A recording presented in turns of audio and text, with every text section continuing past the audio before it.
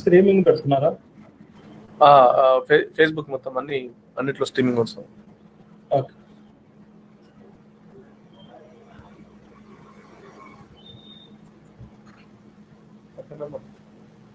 Facebook connect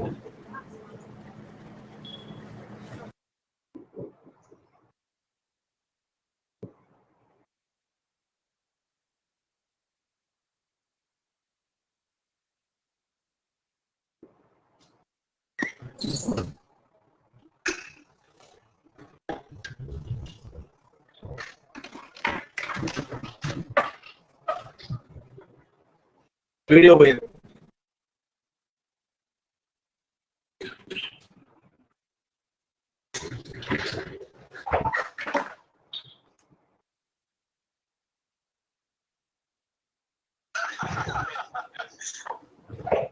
తమిళని గారు మీరు video on చేస్తే లైవ్ స్టార్ట్ అయింది. ఓకే.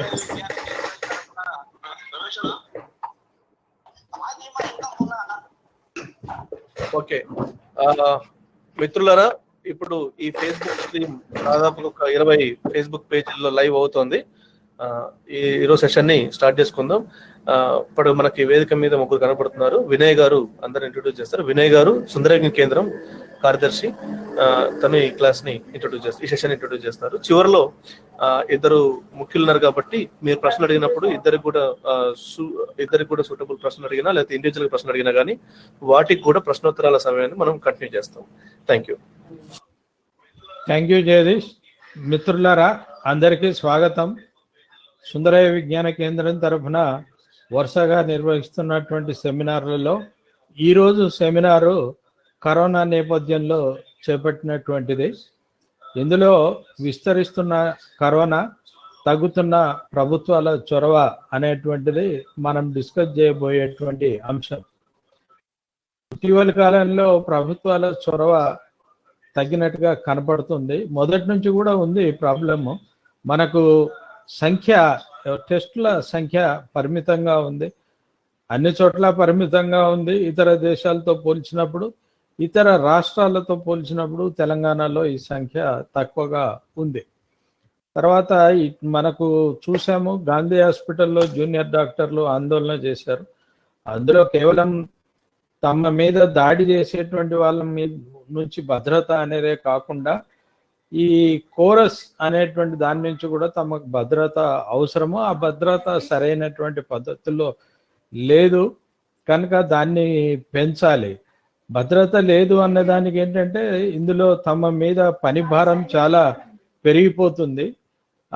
మిగతా దేశంలో ఉన్నటువంటి ఇతర హాస్పిటల్స్లో కూడా దీన్ని తీసుకోవాలి, కోవిడ్ విభాగాలు ఏర్పాటు చేయాలి. ఇక్కడ ఉండేటువంటి స్టాఫ్ అనేది సరిపోవట్లేదు, తగినంతగా లేదు, డాక్టర్లు, నర్సెస్. తర్వాత మాకు సరఫరా చేసే కిట్లు ఇవన్నీ కూడా సరిపడా లేవు అనేటువంటిది ఇతర హాస్పిటల్స్లో కూడా వచ్చినటువంటి వాళ్ళు కూడా చెప్పిన విషయం. సో అన్ని హాస్పిటల్స్లోనూ డాక్టర్లు, నర్సెస్ ఈ కోవిడ్ బారిన పడినటువంటి పరిస్థితి ఉంది. వాళ్ళు అనేది ఏంటంటే అక్కడ మాకు తగినటువంటి ఈ సౌకర్యాలు లేవు, కోవిడ్ పేషెంట్లను అడ్మిట్ చేసుకోవడానికి, వాళ్ళని చూడడానికి అనేటువంటిది కూడా ఉన్నది. కోవిడ్ పేషెంట్ అంటే ఈరోజు అదేదో అంటరాని పేషెంట్ లాగా చూస్తున్నటువంటి స్థితి ఉంది. ప్రైవేట్ హాస్పిటల్స్కి వెళ్తేనేమో విపరీతంగా ఛార్జ్ చేస్తున్నారు. ఢిల్లీ లాంటి చోట జనరల్ వార్డులో చేరాలంటే 5 లక్షల నుంచి 7 లక్షల రూపాయలు ముందుగానే కట్టమంటున్నారు. అదే ఐసీయూలో చేరాల్సిన పేషెంట్కి 15 లక్షల నుంచి 20 లక్షల దాకా కట్టమంటున్నారు. సో ఈ పరిస్థితి అనేటువంటిది ఉన్నది. దీనికి ప్రభుత్వ రంగంలోనే చొరవ పెరగాలి. తర్వాత ప్రైవేట్ హాస్పిటల్స్ను తీసుకున్న ప్రభుత్వం అన్ని వాటి మీద ఈ రేట్లకు సంబంధించినటువంటి అదుపు ఇవన్నీ చేయాల్సిన అవసరం ఉన్నది. అదేమీ జరగట్లేదు. కనుక ఈ నేపథ్యంలో ఈరోజు విస్తరిస్తున్న కరోనా, తగ్గుతున్న ప్రభుత్వాల చొరవ అనేటువంటి అంశాన్ని మనం టేకప్ చేశాము. దీంట్లో చర్చలో పాల్గొనడానికి ఆల్రెడీ మనకు స్క్రీన్ మీద మీకు కనపడుతున్నారు డాక్టర్ ఉపేందర్ గౌడ్ గారు. వారు గాంధీ హాస్పిటల్ నుంచి అనెస్థెటిస్ట్గా రిటైర్ అయి ప్రస్తుతము ఏషియన్ గ్యాస్ట్రోఎంట్రాలజీ హైదరాబాద్ దాని ఇన్స్టిట్యూట్లో పనిచేస్తున్నారు. అదేవిధంగా తెలంగాణ సిపిఎం రాష్ట్ర కమిటీ ప్రధాన కార్యదర్శి తమ్మినేని వీరభద్రం గారు కూడా స్క్రీన్ మీద ఉన్నారు. వారు కూడా మాట్లాడతారు. ముందుగా డాక్టర్ గారు మాట్లాడతారు, తర్వాత తమ్మినేని గారు మాట్లాడతారు. డాక్టర్ గారిని మాట్లాడాల్సిందిగా కోరుతున్నాను. దీని తర్వాత ఇద్దరు మాట్లాడిన తర్వాత ప్రశ్నలు అనేవి మీరు వేయవచ్చు. ఈ కింద కామెంట్ అని ఉంటుంది ఫేస్బుక్లో, దాని మీద క్లిక్ చేసి మీ ప్రశ్నను రాసి దాన్ని అప్ చేస్తే మాకు ఆ ప్రశ్నలు కనపడతాయి. చివరిలో ఆ ప్రశ్నలకు అన్నింటికి కూడా ఇద్దరు కూడా సమాధానాలు చెప్తారు. ఎవరు చెప్పాల్సినటువంటి ప్రశ్నకు వారు సమాధానాలు చెప్తారు. కనుక ఇప్పుడు డాక్టర్ గారిని మాట్లాడాల్సిందిగా కోరుతున్నాను. Thank you. అందరికీ నమస్కారం అండి. వినపడుతుందండి? నేను క్లియరా? Okay clear. క్లియర్. ఒక 2 నిమిషాలు నేను కొంచెము నేపథ్యంలోకి వెళ్ళిపోతాను. 1912-13 సంవత్సరంలో ఉస్మానియా హాస్పిటల్ని కన్స్ట్రక్ట్ చేశారండి. ఆయన మీర్ ఉస్మాన్ అలీ ఖాన్ అనే నిజాం రాజు హాస్పిటల్ని కన్స్ట్రక్ట్ చేశాడు. అప్పుడు నేను అనుకుంటా మోస్ట్ ప్రాబబ్లీ హైదరాబాద్ ఒక పాపులేషన్ 5 లక్షల కన్నా తక్కువ ఉండి ఉంటుంది. అయితే ఆయన మొదటిసారిగా ఆ హాస్పిటల్ కట్టాలని అనుకున్నప్పుడు ఒక పెద్ద లెవెల్ హాస్పిటల్ కట్టాలి అని అతను డిసైడ్ చేసినారు. దాని తర్వాత కొన్నాళ్ళు అయిన తర్వాత ఆయనకు అర్థమైపోయింది, ఈ సిటీ చాలా పెద్దగా అవుతుంది, దీనికి నేను కట్టే ఈ హాస్పిటల్ సరిపోదు అనే ఒక అభిప్రాయానికి వచ్చేసి దాన్ని 10 లక్షల జనాభా పోయేటంత హాస్పిటల్ కెపాసిటీ ఉండాలని చెప్పి దాన్ని కొంచెం ఎక్స్పాండ్ చేశారు. అయితే 1912-13లో 10 లక్షల జనాభా కోసం అతను ముందు చూపుతో అంత పెద్ద హాస్పిటల్ కట్టేసి దాన్ని మనకి పబ్లిక్ యూటిలిటీలోకి తీసుకొచ్చారు. అయితే ఎగ్జాక్ట్లీ 100 సంవత్సరాలు అయిన తర్వాత కూడా హైదరాబాద్ సిటీలో ఉస్మానియా హాస్పిటల్ తప్ప వేరే హాస్పిటల్ అనేది లేనేలేదు. అంటే నేను ఇది పొలిటికల్ స్టేట్మెంట్ అని కానీ లేకపోతే ఇంకెవరికో ఇది అని కానీ నేను చెప్పట్లేదు. ఎందుకంటే జనాభా ఆల్మోస్ట్ 1 కోటికి దగ్గర అవుతుంది. పొలిటీషియన్స్ కానీ లేకుంటే అడ్మినిస్ట్రేటర్స్ కానీ ఎవరు కూడా ఇంత పెద్ద జనాభాకు హాస్పిటల్ ఎట్లా సరిపోతుందని వాళ్ళకు ఎవరికి కూడా తలపులోకి రాలేదు. ఇప్పటి వరకు ఆ లెక్కతో చూసుకుంటే 10 లక్షల జనాభాకు ఇట్లాంటి ఒక హాస్పిటల్ కడితే 1 కోటి జనాభాకి కనీసం 10 హాస్పిటల్స్ అయి ఉండాల్సింది. ఇప్పటి వరకు ఒక్కటి కూడా కట్టలేదు. అదొక పెద్ద మేజర్ డిసడ్వాంటేజ్ ఒకటి. నెంబర్ 2 వచ్చేసేసి హాస్పిటల్లో పేషెంట్స్ 300, 400, 500 దాకా అవుట్ పేషెంట్స్, తర్వాత 100, 200 దాకా ఇన్ పేషెంట్స్ అడ్మిట్ చేసే అవకాశం ఉండింది. మేము చదువుకునేటప్పటికి లేకుంటే మేము పీజీ అయిపోయేటప్పటికి జనాభా విపరీతంగా పెరిగిపోయింది. నంబర్ ఆఫ్ అవుట్ పేషెంట్స్ దాదాపుగా 1000 దాటిపోయింది. అడ్మిషన్స్ 250, 300 దాకా అయిపోయింది. ఈ హాస్పిటల్ వాళ్ళకి సర్వీస్ చేసే స్థాయిని దాటిపోయింది. ఇప్పుడు ప్రతి చోట కూడా హాస్పిటల్స్ అన్ని ఉన్న హాస్పిటల్స్ అన్ని కూడా ఒక 50 ఏళ్ల కింద 60 ఏళ్ల కింద కట్టిన హాస్పిటల్స్. ఏ హాస్పిటల్ కూడా ఇవన్నీ ఫ్రీ హాస్పిటల్స్, గవర్నమెంట్ అండర్టేకింగ్ లో ఉండే హాస్పిటల్స్ అన్ని కూడా ఫ్రీ హాస్పిటల్స్. అంటే అడ్మిషన్ కానీ లేకపోతే ట్రీట్మెంట్ కానీ ఆపరేషన్స్ కానీ మందులు కానీ ఇన్వెస్టిగేషన్స్ కానీ అన్ని కూడా ఫ్రీయే. ఇట్లాంటి సిచ్యువేషన్ మనకు స్టాండ్ స్టిల్ అయిపోయి ఆల్మోస్ట్ 50 నుంచి 60 సంవత్సరాల దాకా స్టాండ్ స్టిల్ అయిపోయి అక్కడ నుంచి 50 ఏళ్ల నుంచి అసలు ఏ మాత్రం కూడా పెరగలేదు. ఇది ఒక పెద్ద దురదృష్టకరమైన సంఘటన. ఇప్పుడు ఈ నేపథ్యంలో చూసుకుంటే ఇప్పుడు మనకు వచ్చింది ఒక పెద్ద పాండమిక్, అంటే ప్రపంచ వ్యాప్తంగా ఒక మహమ్మారి లాంటి ఒక వ్యాధి.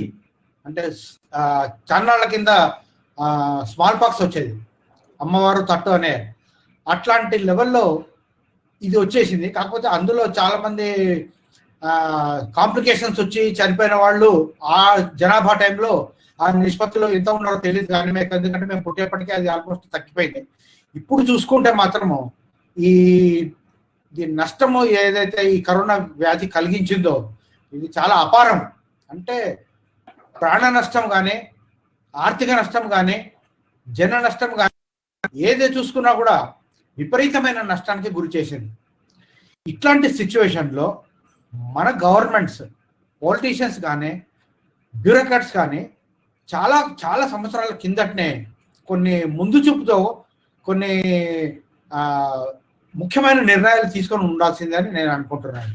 ఎందుకంటే హాస్పిటల్స్ కట్టడము, హాస్పిటల్స్లో డాక్టర్స్ని అపాయింట్ చేయడము, దాన్ని రెగ్యులర్గా నడపడము అనే దానికి ఇప్పుడు అసలు ఏమాత్రం వాల్యూ లేకుండా పోయింది.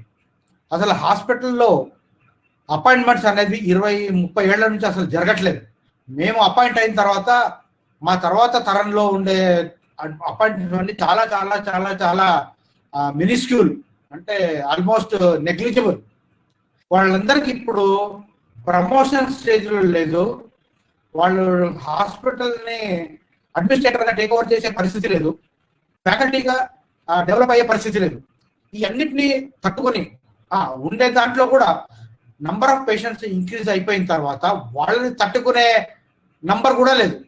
దీంతో ఏమైపోయిందంటే మహమ్మారి, కోవిడ్ మహమ్మారి రాకముందు నుంచి కూడా అన్ని గవర్నమెంట్ హాస్పిటల్స్ అన్ని విపరీతమైన రోగులతో నిండిపోయి ఉన్నాయి. ఇప్పుడు అట్లాంటి సిచ్యువేషన్లో పులి మీద పుట్రలాగా ఈ కోవిడ్ మహమ్మారి వచ్చింది.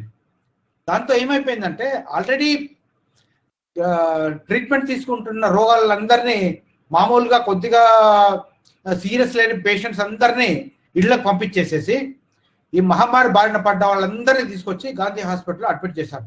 ఆల్మోస్ట్ గాంధీ హాస్పిటల్ ఫుల్ అయ్యే స్టేజ్కి వచ్చింది. కాకపోతే ట్రీట్మెంట్ చేయగలిగిన డాక్టర్లు మాత్రం చాలా కొద్ది సంఖ్యలో ఉన్నారు. వాళ్ళని మాటిమాటికి రొటేట్ చేస్తూ అంటే ఇది మామూలు రోగం కాదు.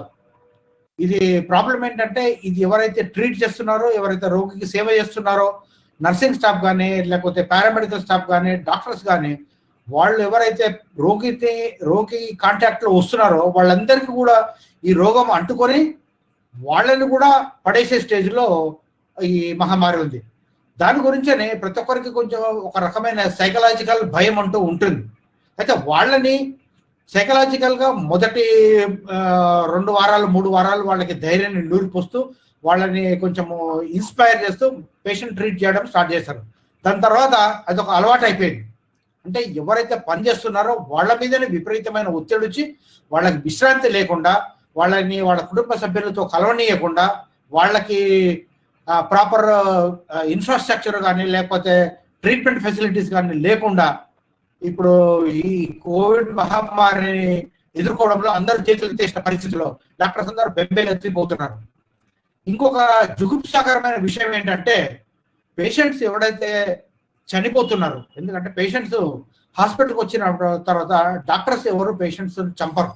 ఆ మాత్రం బేసిక్ మినిమం కామన్ సెన్స్ లేని ఒక తెలివి తక్కువ విధవలందరూ కూడా హాస్పిటల్కి వచ్చేసి డాక్టర్ల మీద దాడి చేయడం అనేది ఒక విపరీతమైన పరిణామం. ఇది ఒక ఇండియాలో మాత్రమే చూస్తున్నాం, వేరే ఏ కంట్రీలో కూడా ఇట్లాంటి చూడం. మొదటిసారి డాక్టర్స్ అందరినీ పొలిటీషియన్స్ తర్వాత అధికారులందరూ మెచ్చుకొని చాలా గొప్ప లెవెల్లో అందరికీ అభినందనలు తెలియజేసినప్పుడు ఫస్ట్ ఒక రోజంతా విపరీతంగా పొంగిపోయినాం మేమందరం. ఓహో, మాకు కూడా కొంచెము గుర్తింపు వచ్చిందని. కానీ కొన్ని రోజులలో దాని యాక్చువల్ కలర్స్ బయటపడిపోయినాయి. ఓహో, మేము మళ్ళీ బ్యాక్ టు నార్మల్ అయిపోయినాము, ఎవడంటే వాడు వచ్చేసి మమ్మల్ని కూడా అటాక్ చేయవచ్చు, మమ్మల్ని కొట్టచ్చు అని. ఈ 2 రకాల విపరిణామాలను ఎదుర్కొని డాక్టర్స్ పనిచేయడం అనేది చాలా చాలా బాధాకరము, అసలు ఇంటాలరబుల్. ఎందుకంటే ఇట్లాంటి సిచ్యువేషన్ ఒక్క డాక్టర్స్ తప్ప వేరే ఏ గ్రూప్కు లేదు.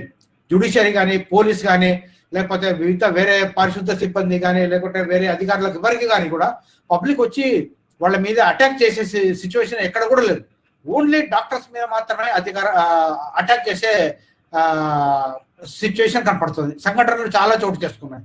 ఇది ఒకటి చాలా విపరీతమైన పరిణామము. అండ్ డాక్టర్లందరూ చాలా కూడా నిరుత్సాహపడిపోయినారు. అండ్ వాళ్ళు కూడా చేతులు ఎత్తేసే స్టేజ్కి వచ్చేసింది. మేము ఫ్యాకల్టీగా ఉన్నప్పుడు మేము స్టూడెంట్గా ఉన్నప్పుడు మమ్మల్ని ఒక విపరీతమైన ఇన్స్పైర్ చేయడము మా టీచర్లందరూ మెడికల్ ఎథిక్స్, తర్వాత మోరల్ వాల్యూస్ పేషెంట్ని చూసుకోవడం అనే దాని మీద చాలా విపరీతమైన శ్రద్ధ పెట్టారు. అవి మా నెక్స్ట్ జనరేషన్ మేము కూడా ట్రాన్స్ఫర్ చేసినాం. వాళ్ళు కూడా ఇప్పటికి కూడా చాలా మంది ఆల్మోస్ట్ ఒక కొన్ని రకాల చెదురుమూతుడు సంఘటనలు తప్పిస్తే చాలా మంది కూడా దే ఆర్ డెడికేటెడ్. వాళ్ళందరూ పూర్తి శ్రద్ధ పెట్టి పూర్తి డెడికేషన్తో వాళ్ళ సొంత ఫ్యామిలీలను వదిలేసి కూడా పేషెంట్లను ట్రీట్మెంట్ ఇస్తున్నారు. ఇట్లాంటి సిచ్యువేషన్లో ఇట్లాంటి సంఘటనలు జరగడం అనేది వాళ్ళ యొక్క నైతిక స్థిరత మీద దెబ్బ కొడుతుంది. రేపు పొద్దున నెక్స్ట్ జనరేషన్ వాళ్ళు వచ్చి ఇట్లాంటి రౌడీ మూకలకు మేము ఎందుకు సేవ చేయాలా, మాకేం అవసరమో, మాకెందుకు ఇది అని ఒకవేళ వాళ్ళు అడిగితే సమాజం దగ్గర కానీ మా దగ్గర కానీ కూడా సమాధానం లేదు. ఇది ఒక చాలా ఇంపార్టెంట్ సిమ్మరింగ్ ప్రాబ్లం. దీన్ని చాలా సీరియస్గా తీసుకోవాల్సిన అవసరం ఉందని నేను అనుకుంటున్నాను. తర్వాత రెండో విషయం ఏంటంటే ఇప్పుడున్న హాస్పిటల్కు ఇప్పటికిప్పుడు అంటే కొత్తగా హాస్పిటల్స్ కట్టే సిచ్యువేషన్ లేదు. అంటే గవర్నమెంట్ ఒక మేక్ షిఫ్ట్ అరేంజ్మెంట్ అంటే ఒకటి చేసింది. గచ్చిబౌలిలో ఒక 1000 పడకలతోనే ఒక హాస్పిటల్ తయారు చేసింది. దానికి సంబంధించి అపాయింట్మెంట్స్ అది కూడా కాంట్రాక్ట్ లెవెల్లో అపాయింట్మెంట్ చేసింది. అది వాంఛనీయం కాదు. అందరినీ రెగ్యులర్గా అపాయింట్మెంట్ చేసేసి వాళ్ళందరికీ బాధ్యతలు కల్పించి వాళ్ళకందరికీ ఇన్ఫ్రాస్ట్రక్చర్ కల్పించి వాళ్ళందరికీ భరోసా కల్పించి వాళ్ళని అక్కడ అపాయింట్ చేసేసి రాబోయే రోజులలో విపరీతంగా పెరిగిపోయే కేసులను ఎదుర్కోవడానికి అందరం సన్నద్ధం కావాలని నేను ఆశిస్తున్నానండి.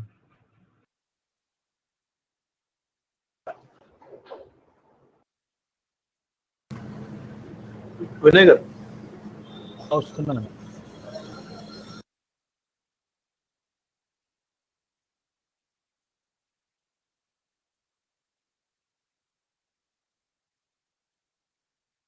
డాక్టర్ గారు మీకు తర్వాత ప్రశ్నలు వస్తాయి, మంచిదని వాటికి మీరు సమాధానాలు చెప్పొచ్చు. క్లుప్తంగా మీరు చెప్పారు కనుక ప్రశ్నలు చాలానే వస్తాయి. ఇప్పుడు తమ్మినేని గారిని మాట్లాడవలసిందిగా కోరుతున్నాను. వినయ్ గారు అట్లాగే వేదికపై ఉన్న డాక్టర్ గారు, శ్రోతలు వీక్షకులందరికీ నమస్కారం. ఈరోజు మనం దేశంలో రాష్ట్రంలో ఉధృతమవుతున్న కరోనా పరిస్థితుల గురించి మాట్లాడుకుంటున్నాం. వాస్తవంగా పరిస్థితి చాలా విషమిస్తోంది. పెరుగుతున్న సంఖ్యలు చూస్తే భారతదేశంలోనూ మన రాష్ట్రంలో కూడా కరోనా మన చేతులు దాటిపోతుందనే భయం సాధారణ ప్రజల్లో కూడా ముందుకు వస్తుంది. నిజానికి ఇట్లాంటి భయోత్పాతం రావడానికి కరోనాకున్న శక్తి, కరోనాకున్నటువంటి క్యారెక్టర్, అంటే మనిషికి వ్యాపించగలిగే కెపాసిటీ దానికి ఏదైతే ఉందో ఆ కెపాసిటీ వల్ల కరోనా ఉధృతి వల్ల ఇది జరుగుతుందా, లేక కరోనాని కంట్రోల్ చేయటంలో ప్రభుత్వాలు ప్రదర్శిస్తున్న నిర్లక్ష్యం వల్ల ఈ ఉధృతి పెరుగుతుందా అనేది దయచేసి మనం గమనించాల్సిన అవసరం. ఎందువల్ల అంటే నిజమే, కరోనా పెద్ద మహమ్మారి. గతంలో చాలా పాండమిక్స్ని ప్రపంచం చవిచూసింది. బాగా ఎక్కువగా ప్రాణాలు తీసినటువంటి మహమ్మారులు కూడా ఉన్నాయి. 1918లో వచ్చినటువంటి స్పానిష్ ఫ్లూ దాదాపు 5 కోట్ల మంది ప్రజలను చంపేసింది. ఇప్పటికీ ఈ కరోనా మహమ్మారి చంపిన సంఖ్య, సోకిన సంఖ్య అక్కడి దాకా చేరకపోవచ్చు. కానీ దీని స్వభావం రీత్యా చూస్తే మాత్రం స్పానిష్ ఫ్లూ కంటే కూడా చాలా విస్తృత స్థాయిలో ఇది వ్యాపిస్తుంది. ఎందుకంటే ఆనాడు ఆ ఫ్లూ కొన్ని దేశాలకు, కొన్ని ఖండాలకు, ముఖ్యంగా అమెరికా ఖండానికి పరిమితమై ఉంది. ఈ రోజున ఇది దాదాపు 210 దేశాలు, ప్రాంతాలకు విస్తరించింది. ఇప్పటికే 78 లక్షలకు సంఖ్య చేరింది. మన దేశంలో ఇప్పటికే 3 లక్షలకు పైగా కేసులు, 3,36,000 కేసులు నిన్నటికి లేకపోతే. కానీ వాస్తవంగా మీకు కానీ గుర్తుంటే మార్చి 22వ తేదీన జనతా కర్ఫ్యూ పెట్టారు. మోడీ గారు చాలా పెద్ద ప్రసంగం చేశారు ఆ రోజు. జనతా కర్ఫ్యూ పెట్టిన నాటికి భారతదేశంలో ఉన్న మొత్తం కేసుల సంఖ్య కేవలం 396. ఆ తర్వాత 2 రోజులకే 21 రోజుల లాక్డౌన్ ప్రకటించారు. 21 రోజులు లాక్డౌన్ ప్రకటించిన నాటికి, అంటే మార్చి 24 నాటికి మన దేశంలో కరోనా సోకిన కేసుల సంఖ్య 536. 396 ఉన్నప్పుడు జనతా కర్ఫ్యూ పెట్టారు. 536 ఉన్నప్పుడు లాక్డౌన్ ప్రకటించారు. ఆ తర్వాత 4 లాక్డౌన్లు కంటిన్యూ చేశారు. ఇప్పుడు 3,36,000 కేసులు ఉన్నప్పుడు లాక్డౌన్లన్నీ ఎత్తేసి, షాపులను తెరిచేసి, మందు షాపులు కూడా తెరిచేసి మన ఆర్థిక వ్యవస్థ దెబ్బతింటుంది కాబట్టి, ఆర్థిక కార్యకలాపాలన్నీ ప్రారంభం కావాలి కాబట్టి నెపంతో ఈ రకంగా ప్రజల ఆరోగ్యాన్ని, ప్రాణాలని, కోట్లాది మంది భౌతికయాన్ని, మన పిల్లల భవిష్యత్తుని గాల్లో దీపం పెట్టినట్టు పెట్టే ప్రభుత్వాలు మనకు దాపురించినందుకు మరి మనం ఓటేసిన సంతోషించాలా, లేక ఇట్లాంటి పరిస్థితి తీసుకొస్తున్నందుకు విచారించాలి, ఏడవాలనేది మన ప్రజలు ఆలోచించాల్సిన అవసరం. నిజానికి మన ప్రభుత్వాలు సీరియస్ గా ప్రయత్నం చేసినా, తమ శక్తి మేర కృషి చేసినా, ఆ పాండమిక్ యొక్క శక్తిని బట్టి అది పెరుగుతూ పోతే మనం చేయగలిగేది ఏమి ఉండకపోవచ్చు. కానీ ఇందులో మానవ తప్పిదాలు, ప్రభుత్వ తప్పిదాలు ఎక్కువగా ఉన్నాయి. నేను కొన్ని విషయాలను ముందు ప్రస్తావిస్తాను. ఒకటి, లాక్డౌన్ ప్రకటించారు. మార్చి 24న లాక్డౌన్ ప్రకటించి 70 రోజులు అయిపోయిన తర్వాత దాదాపు 14 కోట్ల మంది వలస కార్మికులు బాంబే నుంచి, ఢిల్లీ నుంచి, మద్రాస్ నుంచి, హైదరాబాద్ నుంచి, ఇలాంటి మెట్రోపాలిటన్ సిటీస్ నుంచి వాళ్ళ సొంత గ్రామాలకు వెళ్ళటానికి, అది ఒరిస్సా కావచ్చు, ఉత్తరప్రదేశ్ కావచ్చు, బీహార్ కావచ్చు, ఇలాంటి సుదూర ప్రాంతాలకు కనీసం నడిచిపోవడానికి సిద్ధమై, బస్సు లేదు, రైలు లేదు, ఫుడ్ లేదు, మంచినీళ్ళు లేవు, ఎర్రటి ఎండ, చిన్నపిల్లలు, హృదయ విదారకమైన దృశ్యాలు. ఈ ఎంత వైఫల్యమైంది ప్రభుత్వాలు. నిజానికి మీరు లాక్డౌన్ ప్రకటించినాడు కేవలం 530 కేసులు ఉన్నప్పుడు ఇంకొక 4 రోజులు లాక్డౌన్ వెయిట్ చేయాలి. ఆ మాట వస్తే చైనాలో కేసులు జనవరిలోనే వ్యక్తం అవుతున్నప్పుడు ప్రపంచ ఆరోగ్య సంస్థ మహమ్మారిగా ప్రకటించిన తర్వాత వెంటనే లాక్డౌన్ ప్రకటించలేదు. ఎందుకని? రాజకీయ కారణాలు. అమెరికా ప్రెసిడెంట్ ఇండియాకి వస్తున్నాడు కాబట్టి ఒక్కసారి గుజరాత్ రాష్ట్రంలోని పెద్ద ఎత్తున 5 లక్షల మందితోటి స్వాగత సత్కారాలు ఏర్పాటు చేసి మన ఘనతంతా, మోడీ గారి ఘనతంతా ఆయన ముందు వెల్లడించుకోవాలి కాబట్టి ఈ కార్యక్రమం. అంటే లాక్డౌన్ లేట్ చేశారు. లేట్ చేసిన వాళ్ళు, మోడీ గారి కోసం లేట్ చేసిన వాళ్ళు, ఈ పార్లమెంట్ సమావేశాల కోసం లేట్ చేసిన వాళ్ళు, మధ్యప్రదేశ్లో గవర్నమెంట్ మార్చడం కోసం లేట్ చేసిన వాళ్ళు, 10 కోట్ల మంది వలస కార్మికులు ఇళ్లకు చేరడానికి ఇంకొక 4 రోజులు లేట్ చేసి, రైళ్లు ఏర్పాటు చేసి, బస్సులు ఏర్పాటు చేసి ఇళ్లకు పంపిస్తే ఎంత బాగుండేది. ఒకటి. రెండవది, లాక్డౌన్ ఉన్నారు. లాక్డౌన్ అంటే ఏంటి? లాక్డౌన్ అనేది కరోనాకు వ్యాక్సిన్ కాదు. లాక్డౌన్ అనేది కరోనాకు మందు కాదు. అది లాక్డౌన్ అనేది కరోనా వేగాన్ని తగ్గించే దానికోసం ఉన్న సదుపాయం. అప్పటికే రోగం వచ్చిన వాళ్ళకు హాస్పిటల్లో చికిత్సలు చేయాలంటే తగినన్ని హాస్పిటల్స్, తగినన్ని beds, ventilators, doctors, nurse, paramedical సిబ్బంది వీళ్ళందరూ సంఖ్యలో చాలా తక్కువ ఉన్నారు. కాబట్టి ఇండియాలో వైద్య సదుపాయాల పరిమితి చాలా లోపాలతో ఉంది. కాబట్టి దానికి సన్నద్ధం కావాలంటే టైం కావాల్సి వస్తుంది. ఆ టైం ఇస్తుంది లాక్డౌన్. ఆ టైం తీసుకున్నారు. 70 రోజులు లాక్డౌన్లో ఉంది దేశం. ఈ 70 రోజుల్లో డాక్టర్ గారు చెప్పినట్టుగా ఏ హాస్పిటల్ అభివృద్ధి చేశారు, ఎన్ని హాస్పిటల్స్ కట్టారు, ఎన్ని బెడ్స్ పెంచారు, ఎన్ని వెంటిలేటర్స్ ఉత్పత్తి చేయించారు. మీకు ఒక మాట చెప్పాలంటే ఇవాళ చైనాని అందరూ విమర్శిస్తున్నారు. విమర్శించిన రాజకీయ కారణాలు, ఆ రాజకీయ చర్చలోకి నేను గుర్తుపోను.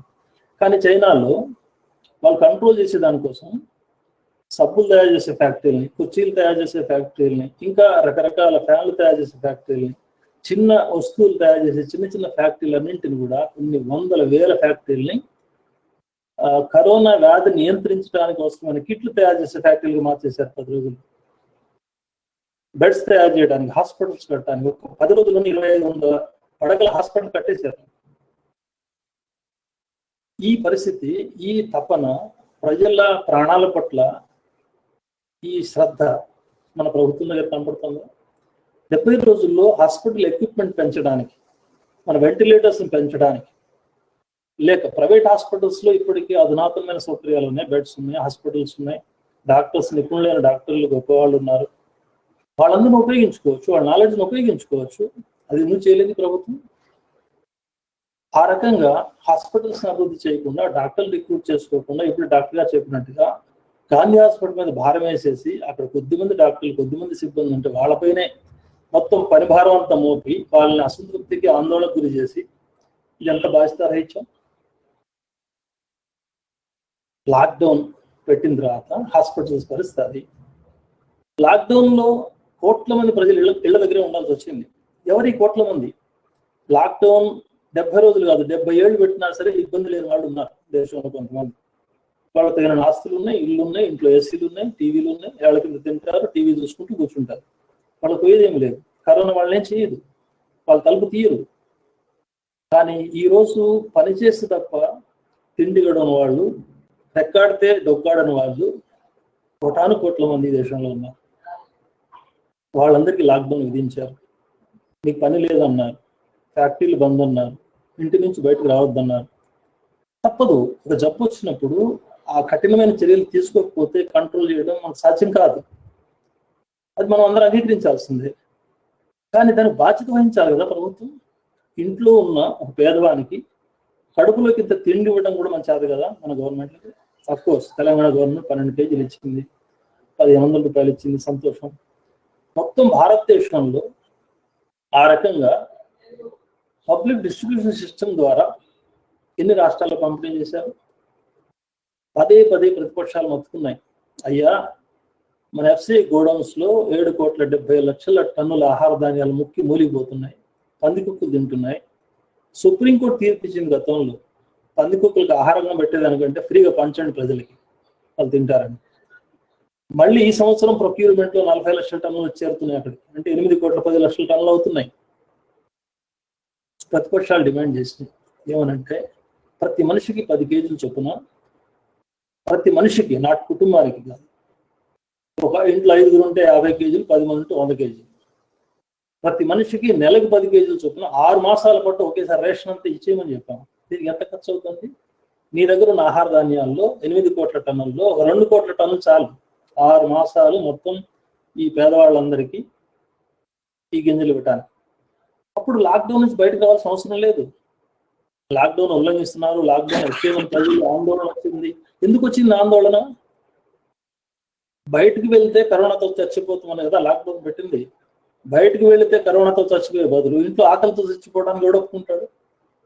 ఇంకా బయటకు పోతే కరోనా వస్తుందో రాదో తెలియదు, కానీ ఇంట్లో ఉంటే ఆకలి చావడం ఖాయం. కాబట్టి లాక్డౌన్ ఎక్కేమని అవుతుంది, ప్రభుత్వం నుంచి, ప్రజల నుంచి వస్తుంది. కాబట్టి ఈ ప్రత్యామ్నాయ ఏర్పాట్లు చేసేదానికి లాక్డౌన్ ఉపయోగించుకోలేదు. కనీసం కష్టపడ్డ రాష్ట్ర ప్రభుత్వాలు, మోడీ గారు టీవీలో ప్రసంగాలు చేయడం తప్ప ప్రజలు ఏం చేయాలో చెప్పాడు. 4 సార్లు మాట్లాడాడు, 5 సార్లు మాట్లాడిన ప్రతిసారి ఏం చెప్పాడు? మనం ఏం చేయాలో చెప్తున్నాడు, తను ఏం చేస్తున్నాడో చెప్పట్లా. మాస్క్ కట్టుకోండి, ఇంట్లోంచి బయటికి రావద్దు, ఇన్ని మీటర్లు దూరం ఉండండి, గ్రీన్ జోన్ ఇది, వైట్ జోన్ ఇది, రకరకాల మాటలన్నీ వివరాలు చెప్పొద్దంటలే, తప్పలేదు. ప్రధానమంత్రి గారు కాబట్టి ఆయనకు బాధ్యత ఉంటుంది, మనం వినాలి. కానీ ప్రజలు ఏం చేయాలో, రాష్ట్ర ప్రభుత్వాలు ఏం చేయాలో చెప్తున్నాడు. చేసినంత రాష్ట్ర ప్రభుత్వాలే, కష్టపడదంతా. కానీ కేంద్ర ప్రభుత్వం ఏం చేసింది? ఇలా విమర్శల మీద విమర్శలు వచ్చిన తర్వాత 20 లక్షల కోట్ల ప్యాకేజీ ప్రకటిస్తామని చెప్పారు. యాక్చువల్లీ 20 లక్షల కోట్లు ఏంటి? మొత్తం ప్రపంచ దేశాలు చూస్తే యుఎస్ కానీ, జపాన్ కానీ, జర్మనీ కానీ, ఆస్ట్రేలియా కానీ, బ్రిటన్ కానీ, అన్ని దేశాల్లో ఇచ్చిన ప్యాకేజీల యొక్క క్యారెక్టర్ ఎలా ఉంది, మన దేశంలో ఇచ్చిన ప్యాకేజీ యొక్క స్వభావం ఎలా ఉంది? ఆర్థిక వ్యవస్థలో జోక్యం చేసుకోవడంలో 2 రకాల జోక్యం ప్రభుత్వం చేసుకోవచ్చు. ఒకటి మానిటరీ పాలసీ ద్వారా, అంటే రిజర్వ్ బ్యాంక్ ఇచ్చే గైడ్లైన్స్, వడ్డీ రేట్లు ఇంత ఉండాలి, తగ్గించండి, లేదు లోన్స్ ఎక్కువ ఇవ్వాలి, ఫలానా సెక్షన్కి లోన్ ఇవ్వండి, ఆ లోన్ డిఫర్మెంట్ ఇవ్వండి, వాయిదాలు ఇవ్వండి, లోన్ కట్టకపోతే డిఫాల్ట్గా రికార్డ్ చేయొద్దు. ఇట్లాంటి పాలసీస్ అన్ని కూడా మానిటరీ పాలసీ ద్వారా ఆర్థిక వ్యవస్థలు జోక్యం చేసుకోవడం, ఇండైరెక్ట్గా ప్రజలకు సహాయం చేయడం. ముఖ్యంగా సప్లై సైడ్ ఇండస్ట్రియలిస్టులకు, వ్యాపారస్తులకు, ఉత్పత్తిదారులకు సహాయం జరుగుతుంది లోన్ల ద్వారా. 20 లక్షల కోట్లు, 19 లక్షల కోట్లు అదే. కానీ ప్రజలు కోరుతుంది ఏంటి? ప్రతిపక్షాలు చెప్పింది ఏంటి?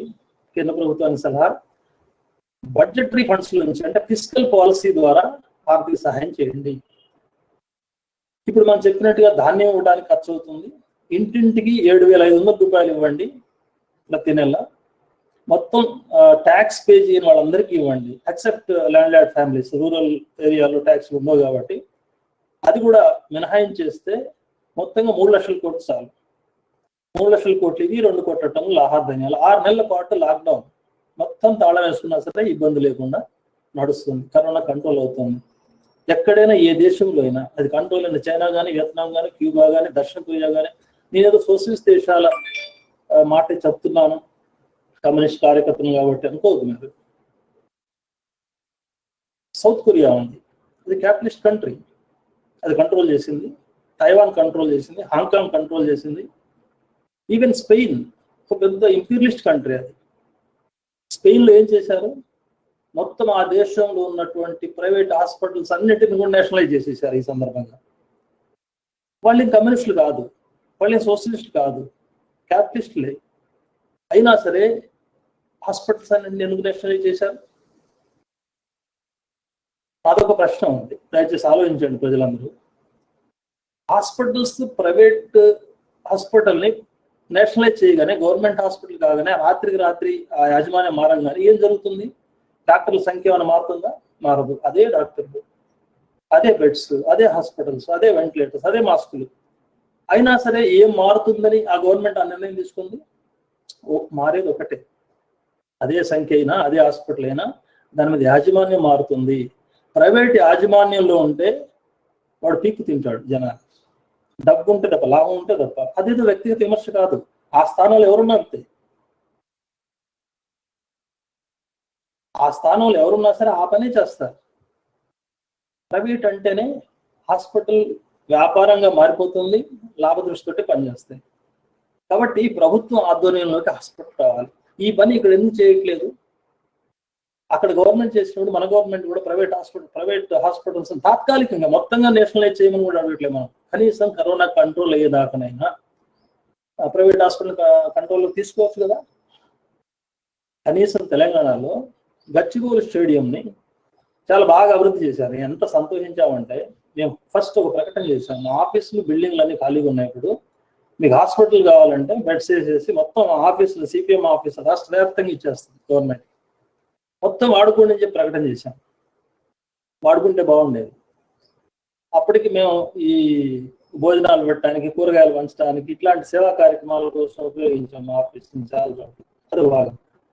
కానీ గచ్చిబౌలిని 20 కోట్ల రూపాయలు పెట్టి అభివృద్ధి చేశారు. చాలా బ్రహ్మాండమైన ప్రకటనలు చేశారు రాజేంద్ర గారు, మా ఆరోగ్య మంత్రి.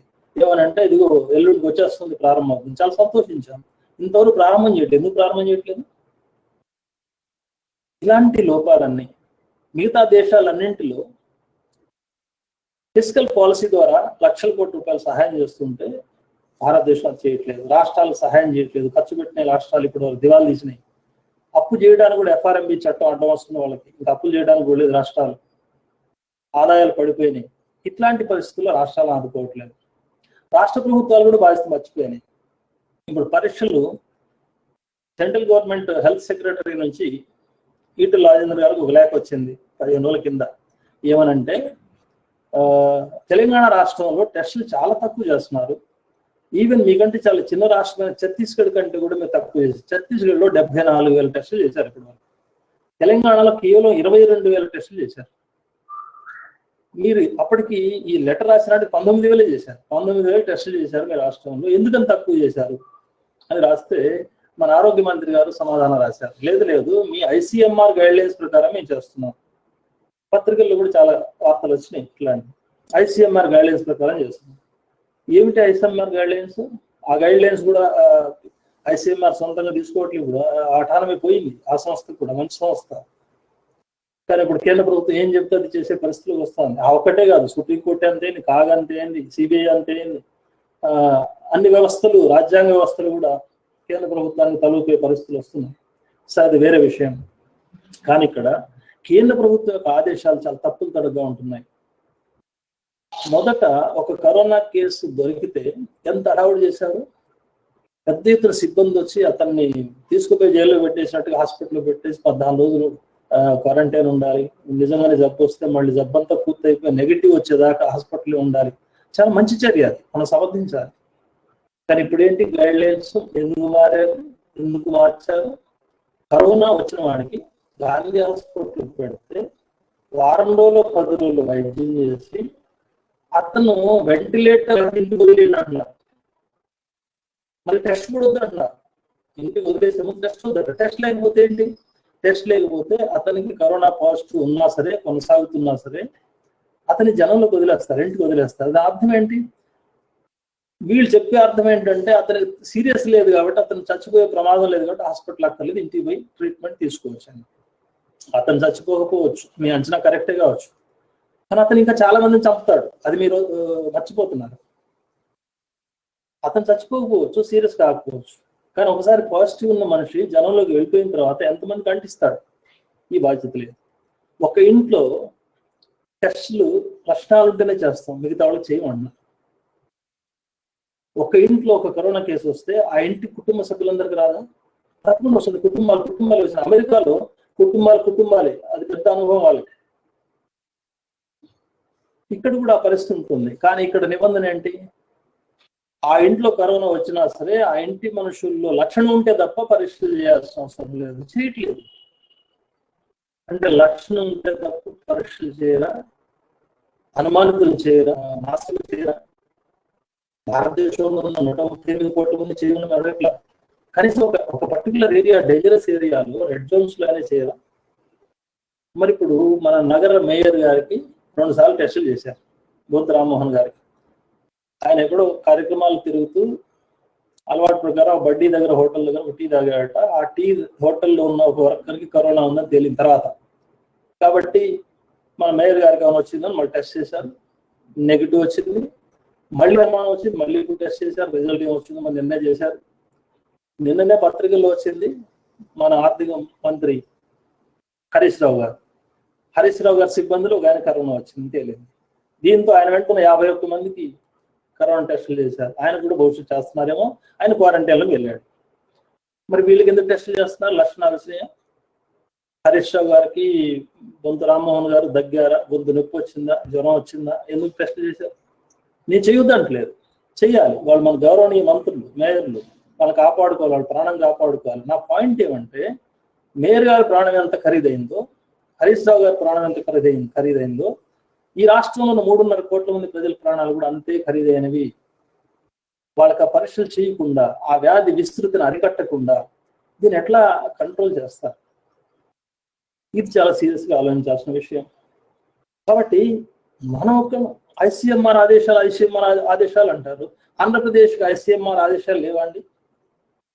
మన పక్క రాష్ట్రం ఆంధ్రప్రదేశ్లో కేసులు ఎక్కువనే అంటున్నారు. కేసులు ఎక్కువ వరకే చూస్తున్నారు, మరణాలు మనకి ఎక్కువనే. ఇప్పుడు 183 దాకా మన మరణాలు ఉంటే 80 వాళ్ళ మరణాలు ఉన్నాయి. మన దగ్గర ఎందుకు ఎక్కువ చచ్చిపోతున్నారు? కేసులు అక్కడ ఎక్కువ ఉన్నాయి అంటున్నారు. నేను Andhra Pradesh government సమర్థించట్లేదు, Telangana government విమర్శించట్లేదు. Point ఏంటంటే వాళ్ళు 4,14,000 కేసులు టెస్ట్ చేశారు. మీరు 22,000 కేసులు చేశారు. ఢిల్లీ గవర్నమెంట్ 11 లక్షల మంది టెస్టులు చేసింది. 10 లక్షల మందికి యావరేజ్ చూస్తే 11,000 మందిని చేసింది ఢిల్లీ గవర్నమెంట్. 7,000 మంది యావరేజ్ చేసింది ఆంధ్ర గవర్నమెంట్. తెలంగాణ యావరేజ్ 589. ఇంత తక్కువ, ఇది రికార్డు. నేను సోర్స్ కూడా చెప్తాను, ది వైర్ పత్రిక, నేను చెప్పిన అంకెలు ఉంటాయి. అన్ని రాష్ట్రాలే ఉన్నాయి, అన్ని దేశాలే ఉన్నాయి. ఇంత తక్కువ టెస్టులు చేసి కరోనాని కట్టడి చేయడం ఎట్లా సాధ్యమని మీరు అనుకుంటున్నారు? ఇది మన సూటి ప్రశ్న ముఖ్యమంత్రి గారికి వేయాల్సి ఉంది, ప్రభుత్వం మీద ఒత్తిడి తీసుకురావాల్సి ఉంది. ఇకనైనా భవిష్యత్తులైనా ఈ కరోనా టెస్టులు పెంచాల్సిన అవసరం ఉంది. మళ్ళీ నిన్న మొన్న సోషల్ మీడియాలో రూమర్స్ వస్తున్నాయి, how far it's correct I don't know, but మళ్ళీ లాక్డౌన్ పెడతారు అని. పెట్టాల్సి వస్తే కొన్ని సర్టన్ ఏరియా సెలెక్ట్ చేయడం అట్లాంటి ఆలోచన చేస్తే కూడా మంచిదే, చేయాలి. ఏం చేయగలరు అంటే బాధ్యతారహితంగా లాక్డౌన్ అని ప్రకటించేసి తాంబూలాలు ఇచ్చారు, తన్నుకు చావండి అని చెప్పి ఒక ప్రకటన, మా దగ్గర అధికారం ఉంది కాబట్టి ఒక ప్రకటన చేస్తాం, లాక్ చేసేస్తాం, లోపల మీరు ఒక్కపోతే చచ్చిపోండి అంటే కుదరదు. ప్రత్యామ్నాయ ఏర్పాటు చేయాలి. ప్రజల ఆరోగ్యాన్ని కాపాడే ఏర్పాట్లు హాస్పిటల్స్ లో చేయాలి, డాక్టర్ గారు చెప్పినట్టు సిబ్బందిని పెంచాలి, వాళ్ళ బాధలు చూసుకోవాలి, వాళ్ళ మీద దాడులు జరగకుండా చూడాలి. ఈ రక్షణ ఇవ్వడంతో పాటు వాళ్ళ గౌరవం ఇవ్వడంతో పాటు, గౌరవం ఇవ్వడం అంటే మోడీ గారు తప్పట్టు కొట్టమన్నా కొట్టాం, హెలికాప్టర్ నుంచి పూలు చల్లమన్నా చల్లారు, ఇప్పుడు దెబ్బలు కొడుతున్నారు. అప్పుడు పళ్ళాలు దెబ్బలు కొట్టారు, ఇప్పుడు ఈపులు దెబ్బలు కొడుతున్నారు. ఇలా ఉంటే ఒక కాన్ఫిడెన్స్ ఉండదు. నా గవర్నమెంట్ నా వెనక ఉంది, నా ప్రజలు నన్ను గౌరవిస్తున్నారు అనుకుంటే డాక్టర్ ప్రాణం ఇస్తారు. ఇలాంటి పాండమిక్స్ లో ఎంతెంత మంది, ఎన్ని వేల మంది డాక్టర్లు ప్రపంచంలో డాక్టర్ వృత్తి అనేది ఒక గౌరవప్రదమైంది, దేవుడితో సమానమైందని చెప్పి మనం. అలాంటి ఆదర్శనీయమైన డాక్టర్లు మన సమాజంలో ఉన్నారు, ఇప్పటికీ ఉన్నారు. కానీ ఆ గౌరవాన్ని నిలుపుకునే పరిస్థితి సమాజానికి లేకపోతే, ఆ సమాజానికి ఆ స్ఫూర్తి నింపే పద్ధతిలో గవర్నమెంట్స్ చర్యలు తీసుకోకపోతే, కేవలం ఆడంబరమైన ప్రకటనల ద్వారా, ప్రచార ఆర్భాటాల కోసం చేసే విన్యాసాల ద్వారా ఏ రకంగా కరోనా కంట్రోల్ చేస్తాం?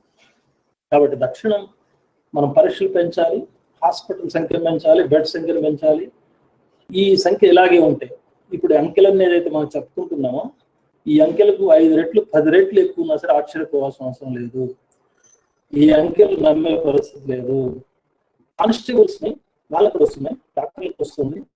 ఉస్మానియా హాస్పిటల్లో 20 మంది డాక్టర్లకు వచ్చిందని రూమర్లు వస్తుంది, అంతవరకు కరెక్ట్ చూడాలి.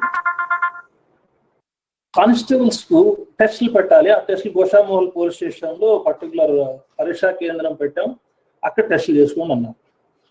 పాప కష్టపడ్డ కానిస్టేబుల్స్ వాళ్ళకి అనుమానం వచ్చి 100 మంది పోతున్నారు అక్కడ. అది కంట్రోల్ పెట్టారు. ఎక్కువ మందికి తేలితే మళ్ళీ ఆత్మస్థైర్యం కోల్పోతారేమో పోలీసులని.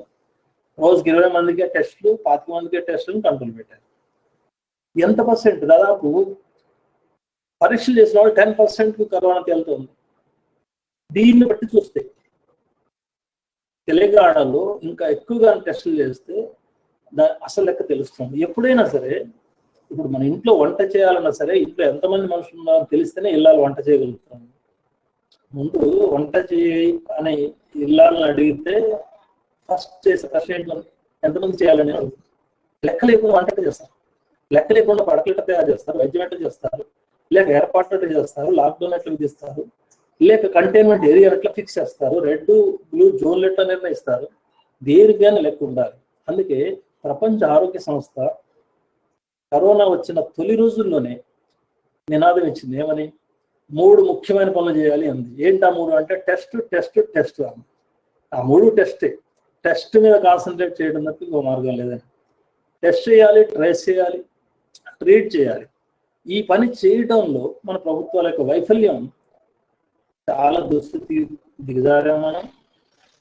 ఇదే నిర్లక్ష్యం కొనసాగితే భవిష్యత్తులో ఇంకా జారే అవకాశం ఉన్నది, చేయదాటే అవకాశం ఉంది. నిన్న నిపుణులైన డాక్టర్లు ఇవాళ పత్రికలో వచ్చిన వార్త ఏమనంటే, గవర్నమెంట్ కానీ ఐసీఎంఆర్ కానీ ఇంకా భారతదేశంలో సామాజిక వ్యాప్తి జరగలేదు అని చెప్తున్నారు. ఇది వాస్తవ విరుద్ధం. ఇది ప్రజల కాన్ఫిడెన్స్ నిలబెట్టడానికి, వాళ్ళ ముఖం చాటేసుకోవడానికి చెప్తున్న మాట తప్ప సామాజిక విస్తరణ అనేది ఇప్పటికే స్టార్ట్ అయిపోయింది. సామాజిక విస్తరణ అనేది ఎప్పుడు నిర్ణయానికి వస్తాం? ఎవరికైనా ఒక మనిషికి కరోనా వస్తే అతనికి ఏ విధంగా వచ్చిందో అర్థం చేసుకోలేని స్థితి వస్తే సామాజిక విస్తరణ జరిగినట్టే. అంటే ఒక ఆయనకు కరోనా ఉంది, నువ్వు ఎట్లా వచ్చిందంటే విమానాలు వచ్చాడు, అమెరికా నుంచి వచ్చాడు, అమెరికా నుంచి తెచ్చాడు జబ్బుని అనేది అర్థమైంది, ఆయన సోర్స్ అర్థమైంది. ఓకే, అప్పుడు భారతీయ సమాజంలో విస్తరణ జరిగినట్టు కాదు. అది భారతీయ సమాజం నుంచి వచ్చింది కాదు. అతనికి లేదు, నాకు నా పక్కింటి ఆయనకు వచ్చింది. వస్తే నీకు ఎట్లా వచ్చిందనే సోర్స్ చూస్తే తను కాంటాక్ట్ చేసింది ఒక అమెరికా నుంచి వచ్చిన బంధువుతోటో, ఒక ఆస్ట్రేలియా నుంచి వచ్చిన స్టూడెంట్ తోటో ఎక్కడో కాంటాక్ట్ జరిగింది ఆయనకి. అది తేలింది. తేలితే ఎస్, కాంటాక్ట్ దొరికింది కాబట్టి, సోర్స్ దొరికింది కాబట్టి సమాజం నుంచి వచ్చినట్టు కాదు. లేదు, ఇంకొక ఆయనకి అమెరికా ఆస్ట్రేలియా నుంచి వచ్చిన ఆయన కాదు, భారతదేశంలో ఉన్న మనిషికి వచ్చింది, కానీ అప్పటికే ట్రేస్ అయిన కేసు అది. ఆ ట్రేస్ అయిన కేసు ద్వారా ఈయనకి వచ్చింది. ఇట్లా దాని బ్యాక్ హిస్టరీ కరెక్ట్ గా అర్థమైపోతే అప్పుడు సామాజిక వ్యాప్తి జరగలేదు, మన కంట్రోల్లో ఉన్నట్టు. ఇప్పుడు మన రాష్ట్రంలో తేలినటువంటి 4400 కేసుల్లో ఎంతమంది రూట్ కాజ్ చరిత్ర మనం చెప్పగలం? చెప్పలేదు. అది తేలిపోయింది. మొదటి 15 రోజులు 20 రోజులు ఉన్న కట్టడి, ఆరాటము, ప్రభుత్వ యంత్రాంగానంతా కేంద్రీకరించి ఒక్క కేసు దొరికిందంటే అతను ఎక్కడెక్కడ తిరిగాడు, ఆరాలు తీయడంలో ఎంత తాపత్రయపడ్డారు. చాలా అద్భుతం అనిపించింది. ప్రభుత్వాన్ని మెచ్చుకోవాలనిపించింది ఆనాడు. చాలా బాగా చేశారు. కాంటాక్ట్లని చేశారు, బయటకు తీసుకొచ్చారు, హాస్పిటల్లో పెట్టారు, ట్రీట్మెంట్లు ఇచ్చారు, ఆఖరి గ్రామాల్లో కంపగొట్టేశారు. జాగ్రత్తల కోసం ప్రజల్లో కూడా అవేర్నెస్ వచ్చేసింది. కానీ ఇప్పుడెక్కడ ఉంది? ఆ అవేర్నెస్ పోగొట్టారు, ప్రభుత్వం పోగొట్టింది. మీ ప్రకటన ద్వారా, మీ వెకిలి చేష్టల ద్వారా, ప్రచార ఆర్భాటాల కోసం మీరు చేసినటువంటి విన్యాసాల ద్వారా ప్రజల్లో కాన్ఫిడెన్స్ పోయింది, ఆషామాషిగా తయారైపోయింది. భయపడే వాళ్ళు భయపడుతున్నారు, తెలిసిన వాళ్ళు, మిడిల్ క్లాస్ వాళ్ళు. హైదరాబాద్ సిటీలో మీరు బస్సులు తిరగమన్నారు, అసలు బస్సులు ఎంతమంది ఎక్కుతున్నారు? కరీంనగర్ వాళ్ళు చెప్తున్నారు మొన్న ఒక సమావేశంలో, కోరుట్ల నుంచి కరీంనగర్ పోయే బస్సులో ఎక్కిన ప్యాసింజర్కు కరోనా సోకింది, టెస్ట్లో తేలింది. దాంతో అసలు బస్సు ఆ జిల్లాలో బస్సులు ఎక్కే పద్ధతి మానేశారు. చాలా చోట్ల రోడ్ల మీద బస్సులు కనపట్లేదు. ఇంత లాక్డౌన్ వదిలేశారు. హైదరాబాద్ సిటీలో ట్రాఫిక్ చాలా పలచగా ఉంటుంది. కారణం ఏంటి? ఒక కాన్షియస్నెస్, ఒక భయం, ఒక భయంకరమైనటువంటి పీడన వేధిస్తోంది మనుషుల్ని. ఇది ఇట్లాగే కొనసాగితే మాసివ్గా హిస్టరీకి అంటారే అట్లాంటి ఒక అభద్రతా భావం వస్తుంది. మనకి ఏం జరుగుతుందో, ఏ క్షణం ఏం జరుగుతుందనే ఒక భయంకరమైన పరిస్థితి వస్తుంది. యాక్చువల్గా గవర్నమెంట్ అంటే సింపుల్గా ఓటు వేయించుకుని అక్కడ కూర్చోవడం, రెండు మాటలు చెప్పేసాడు, సాయంత్రానికి ఇంటికి ఓడి, ఇది కాదు డ్యూటీ అంటే. టోటల్గా మనిషి యొక్క జీవిత పార్శ్వాలన్నింటికీ బాధ్యత వహించాలి. దాంట్లో ఆర్థిక విషయం ఒక్కటే కాదు, ఆర్థిక సాంస్కృతిక విషయాలు, లేదా ఆరోగ్య విషయాలు, అతని మానసిక స్థితి, అతని ప్రవృత్తి, అన్నింటికీ కూడా గవర్నమెంట్ బాధ్యత వహించి సహాయం చేయాలి. అది మానవత అంటే, అది సోషల్ థింకింగ్ ఉన్న ప్రభుత్వం అంటే, వెల్ఫేర్ స్టేట్ అంటే అది. అలా లేకుండా మొక్కుబడిగా ప్రభుత్వాలు పదవులు వెళ్ళబెట్టడం, ఎర్ర బల్బులు వేసుకుని కారు వేసుకొని తిరగడం, ఎంజాయ్ చేయడం కాదు గవర్నమెంట్ అంటే.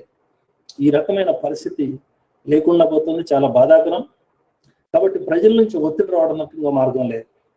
ప్రతిపక్షాల మాటకు విలువిచ్చే పరిస్థితి లేదు. ప్రతిపక్ష నాయకులు కలుద్దామని అంటే కూడా ముఖ్యమంత్రి కలిసే పరిస్థితి లేదు, సలహాలు వినే పరిస్థితి లేదు. ఆన్లైన్ మీటింగ్ పెట్టమని ఎన్నిసార్లు అవుతున్నా సార్ ముఖ్యమంత్రికి, అయినా సరే స్పందన లేదు.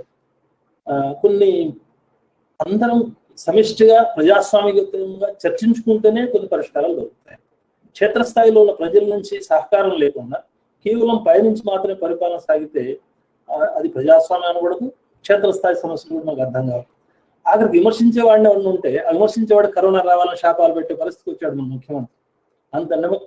అంత అన్డెమోక్రటిక్గా తయారైంది.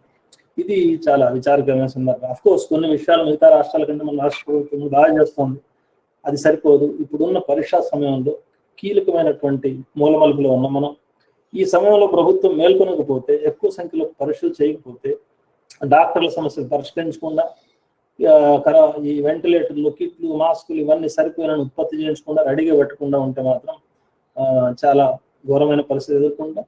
కాబట్టి ఈ విషయాలు ప్రభుత్వం ఆలోచించాలి. ప్రభుత్వం పైన ఒత్తిడి తీసుకొచ్చే దానికోసం ప్రజలు కూడా ఆ రకంగా ఆలోచించాలి, ఎక్కడికక్కడ నిలయాలని చెప్పి నా అభిప్రాయం. అందుకోసం అందరూ ఆలోచించాలని కోరుతూ ముగిస్తున్నాం. థ్యాంక్ యూ తమ్మినేని గారు. జగదీష్, ఒకసారి ప్రశ్నలు చూడు ఏమున్నాయా. ఓకే, కొన్ని ప్రశ్నలు అన్ని సోషల్ మీడియా ప్లాట్ఫామ్స్ నుంచి తీసాం. కొన్ని ప్రశ్నలు వచ్చినాయి.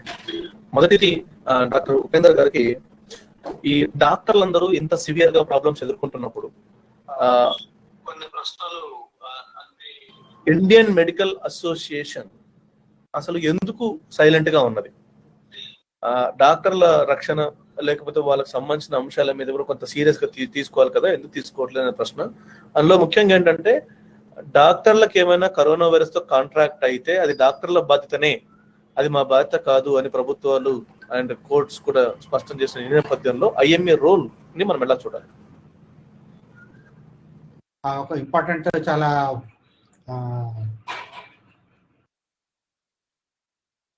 మంచి ప్రశ్న వేశారండి. ఇండియన్ మెడికల్ అసోసియేషన్ భారతదేశంలో ఒక పెద్ద సంస్థ డాక్టర్కి సంబంధించినంత వరకు. కానీ ఇండియన్ మెడికల్ అసోసియేషన్ భారతదేశం యొక్క హెల్త్ పాలసీలు డిసైడ్ చేయడంలో గవర్నమెంట్ వాళ్ళని సీరియస్గా తీసుకోదు.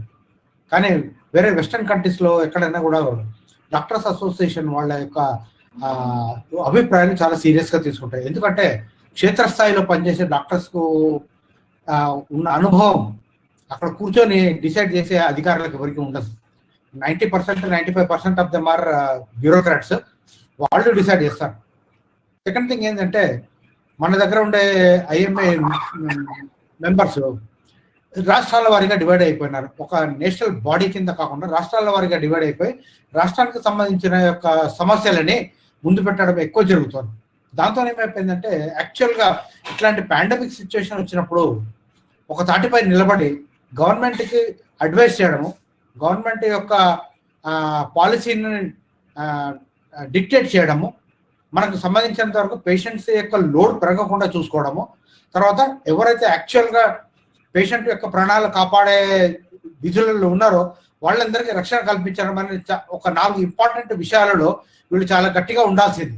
కాకపోతే ఏంటంటే కాన్స్టిట్యూషనల్ ప్రకారం మనకు అసలు ఏ గవర్నమెంట్ కూడా, సెంట్రల్ గవర్నమెంట్ ఎప్పుడు కూడా ఐఎంఏ యొక్క సలహాలు ఓన్లీ సలహాల కింద మాత్రమే తీసుకుంటాయి తప్ప వాళ్ళకి స్టాచ్యుటరీ అధికారం లేదు. అక్కడ మనం ఎంతసేపు గోల చేయడం తప్పిస్తే పలానా అవుతుంది, ప్రాబ్లం అవుతుంది, ఇక్కడ హైదరాబాద్ లో ప్రాబ్లం అయింది, మద్రాస్ లో ప్రాబ్లం అయింది, తర్వాత బాంబేలో చాలా సీరియస్ ప్రాబ్లం ఉంది అని చెప్పి చాలా మంది డాక్టర్స్ ఇట్లా వాతపడుతున్నారు, మృత్యువాత పడుతున్నారు అని చెప్పి ఒక అవేర్నెస్ తీసుకురావడం తప్పిస్తే యాక్చువల్గా లేదు.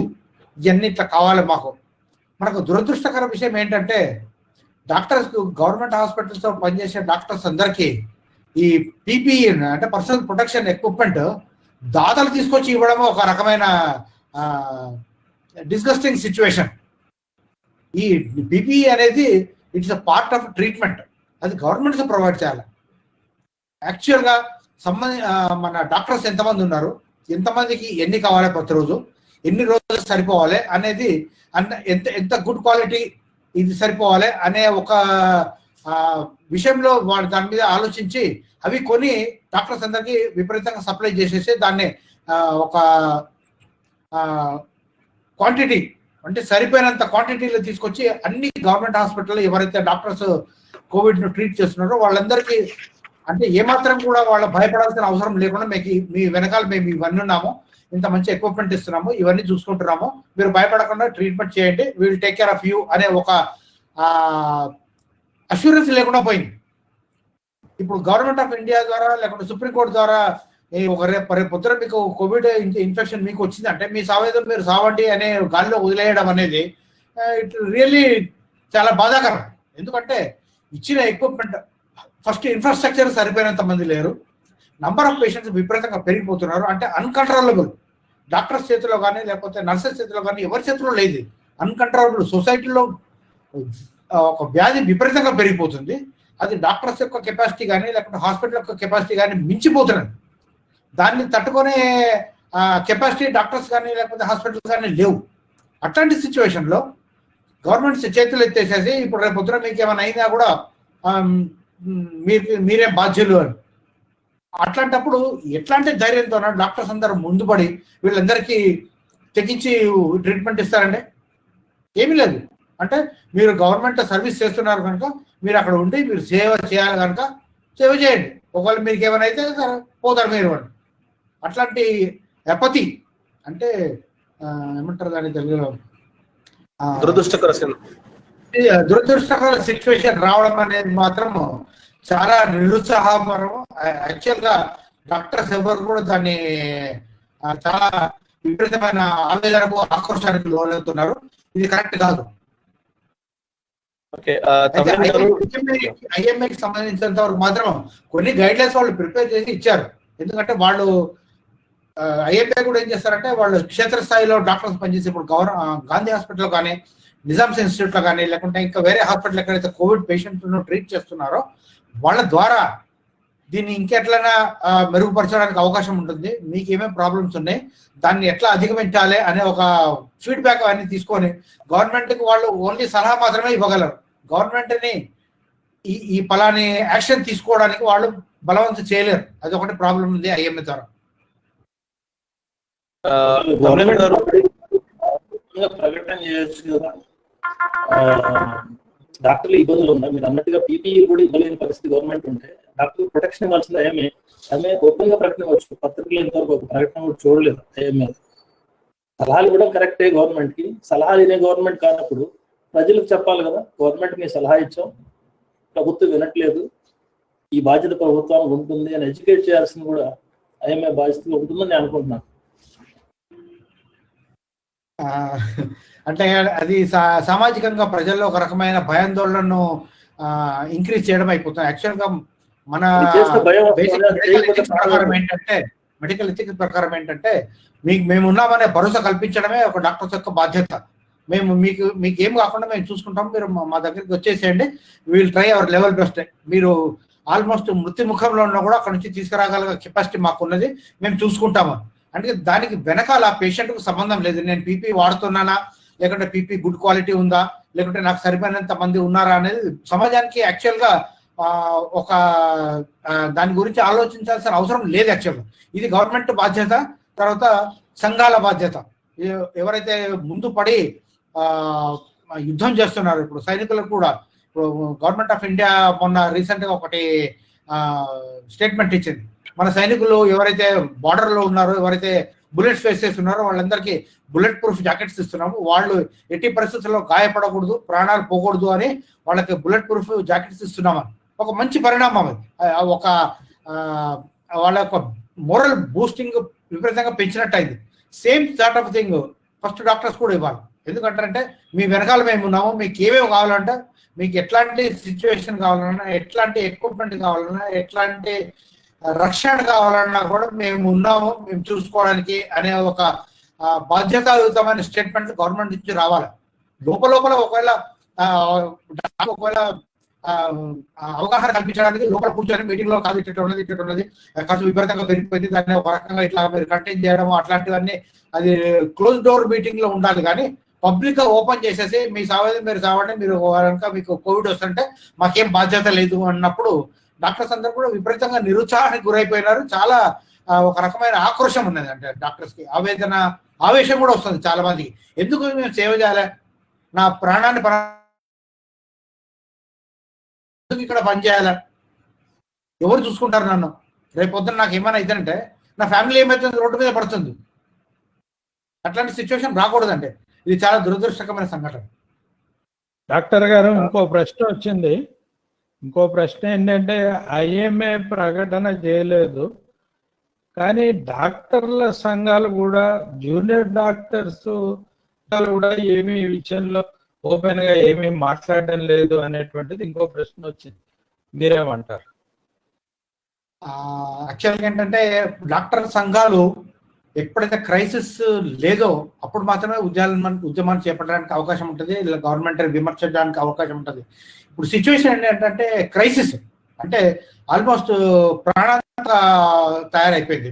వందలు వేల కొద్ది పేషెంట్లు రావడము, వాళ్ళని తీసుకొని వచ్చేసి ఇక్కడ పెట్టేసింది. ఆ టైంలో మనం కనుక ఒకవేళ గవర్నమెంట్ని విమర్శించడమో లేకపోతే గవర్నమెంట్ మీద యుద్ధం ప్రకటించడమో అట్లాంటి చేస్తే సమాజంలో విపరీతమైన అలజడి చోటు చేసుకుంటారు. ఎందుకంటే మమ్మల్ని చూడాల్సిన డాక్టర్లు కూడా బయటికి వెళ్ళిపోయి రోడ్డు మీద కూర్చోవడం అనేది, జూనియర్ డాక్టర్లు అనేది వాళ్ళు మాకు సంబంధించినంత వరకు ఏంటంటే ఒక 30 to 40% ఆఫ్ ది వర్క్ వాళ్ళ మీద మేము ఆధారపడతాం యాక్చువల్గా రెగ్యులర్ గవర్నమెంట్ డాక్టర్స్ అందరూ. ఎందుకంటే వాళ్ళు పోస్ట్ గ్రాడ్యుయేషన్ చేసేటప్పుడు కానీ లేకపోతే హౌస్ సర్జరీ చేసేటప్పుడు కానీ వాళ్ళు మాకు కొన్ని రకాలైన కొన్ని థింగ్స్ అంటే చాలా ఇంపార్టెంట్ థింగ్స్ కొన్ని అంటే మేము టైము ఇవ్వలేని కొన్ని పరిస్థితుల్లో వాళ్ళందరూ అక్కడ కూర్చొని ఆ చిన్న చిన్న విషయాలు, తర్వాత కొన్ని ఇంపార్టెంట్ విషయాలన్నింటినీ కూడా క్రోడీకరించి వాటిని ట్రీట్మెంట్ అనుగుణంగా తయారు చేయించేసేసి ఫ్యాకల్టీ దగ్గర తీసుకొచ్చేసి అక్కడ నుంచి ట్రీట్మెంట్ను అమలు చేయడం దగ్గర నుంచి చాలా ఇంపార్టెంట్ విషయాలు వాళ్ళు కూడా చేస్తారు. కానీ వాళ్ళు లీగల్ గా వాళ్ళకి అధికారం లేదు నేను ట్రీట్ చేస్తున్నా అని చెప్పడానికి. ఎందుకు ప్రతిసారి ఇప్పుడు అయ్యే గొడవలు అన్ని కూడా అదే. జూనియర్ డాక్టర్లు కనుక ఒకవేళ స్ట్రైక్లు పోతే జూనియర్ డాక్టర్ల మీద పగ తీర్చుకోవడము, జూనియర్ డాక్టర్స్ మీద వెండటా చేయడం అనేది గవర్నమెంట్ చేస్తున్న ఒక విపరీతమైన పరిణామం. అసలు జూనియర్ డాక్టర్స్ కు సంబంధమే లేదు. They are students, post graduate students by definition. వాళ్ళు మా దగ్గరికి చదువుకోవడానికి వచ్చి వాళ్ళు డిగ్రీస్ తీసుకొని బయటికి వెళ్ళిపోయి కన్సల్టెంట్ గా జాబ్ చేసుకోవడానికి వచ్చారు. మేము స్ట్రైక్లు పోయినప్పుడు, జూనియర్ డాక్టర్స్ లో స్ట్రైక్లు పోయినప్పుడు అసలు గవర్నమెంట్కి అసలు సంబంధమే లేదు. Wheat take care. కాకపోతే కొద్ది రకాల ఇంపార్టెంట్ విషయాలలో కొంచెం కష్టం జరుగుతుంది, కానీ దాన్ని వీళ్ళు టేక్ కేర్. కానీ జూనియర్ డాక్టర్ సంబంధించిన ప్రతిసారి కూడా వాళ్ళు ఆందోళన చేపట్టాల్సిన అవసరం ఎందుకుందండి? ప్రతిసారి ఇప్పటికే ఒక 20 సార్లు అయితే నేను చూడబట్టి ఒక్క డిమాండ్ కూడా గవర్నమెంట్ పట్టించుకోవట్లేదు. ఇప్పటికి ఎన్నిసార్లు గవర్నమెంట్ డాక్టర్స్ మీద, జూనియర్ డాక్టర్స్ మీద దాడులు జరిగాయి. ఇప్పటి వరకు ఎన్ని డిమాండ్స్ పెట్టారు వాళ్ళు, ఒక్కటి కూడా చెప్పలేదు. కోర్టులు అధికారులని తర్వాత పొలిటీషియన్స్ అందరినీ కూడా మొట్టికాయలు వేసినా కూడా ఇప్పటిదాకా ఒక్కటి కూడా ఇది కాలేదు. ఇప్పటికిప్పుడు ఒక సిచ్యువేషన్ ఉన్నది, పేషెంట్స్ అందరూ ఛార్జ్ అయి ఉన్నారు, వాళ్ళు చనిపోవడానికి అవకాశం ఉంటుంది, ఇక్కడ డాక్టర్స్కి రక్షణ కల్పించాల్సిన అవకాశం ఉంటుందని తెలిసి కూడా ఒక్క ఇండియాలోనే ఎన్నో చోట్ల దాడులు జరిగాయి. మనం తీసుకుంటే మన గాంధీ హాస్పిటల్ ఇప్పటికి 3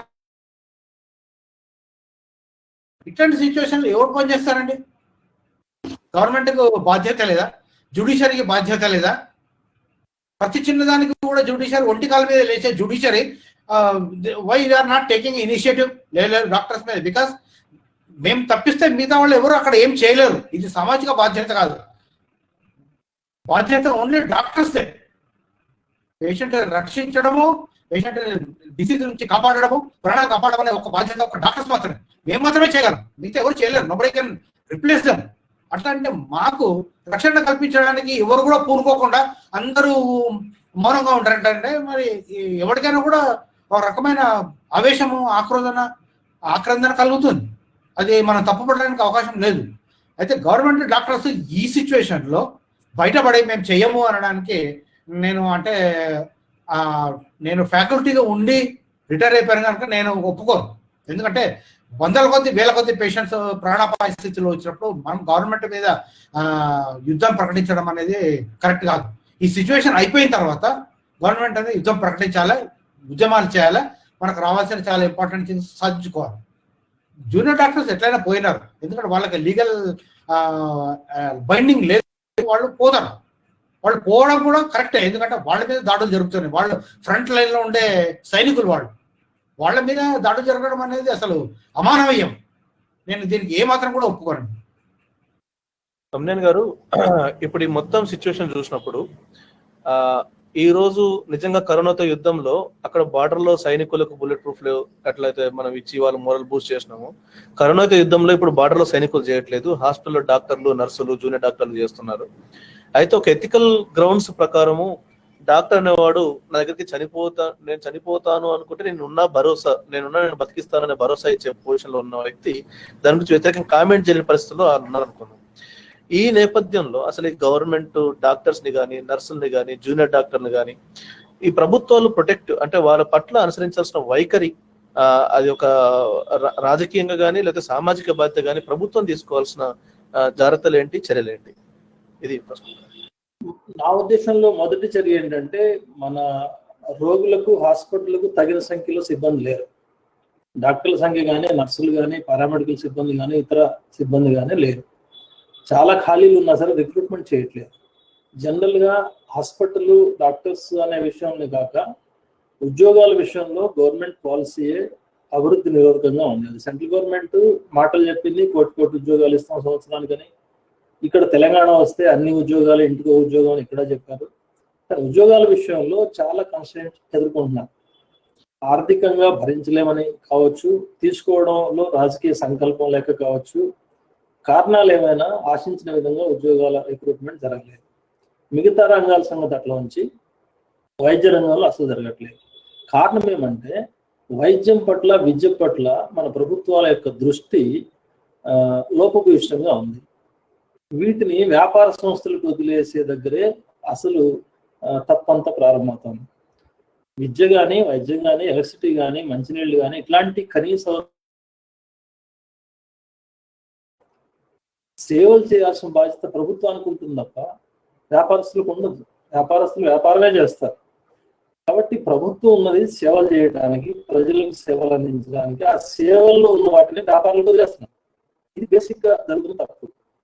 ఎప్పుడైతే వైద్యాన్ని వ్యాపారస్తులకు ఇచ్చేసారు, ఇప్పుడు చూడండి మన హాస్పిటల్స్ లో ఎన్ని హాస్పిటల్స్ ఉన్నాయి.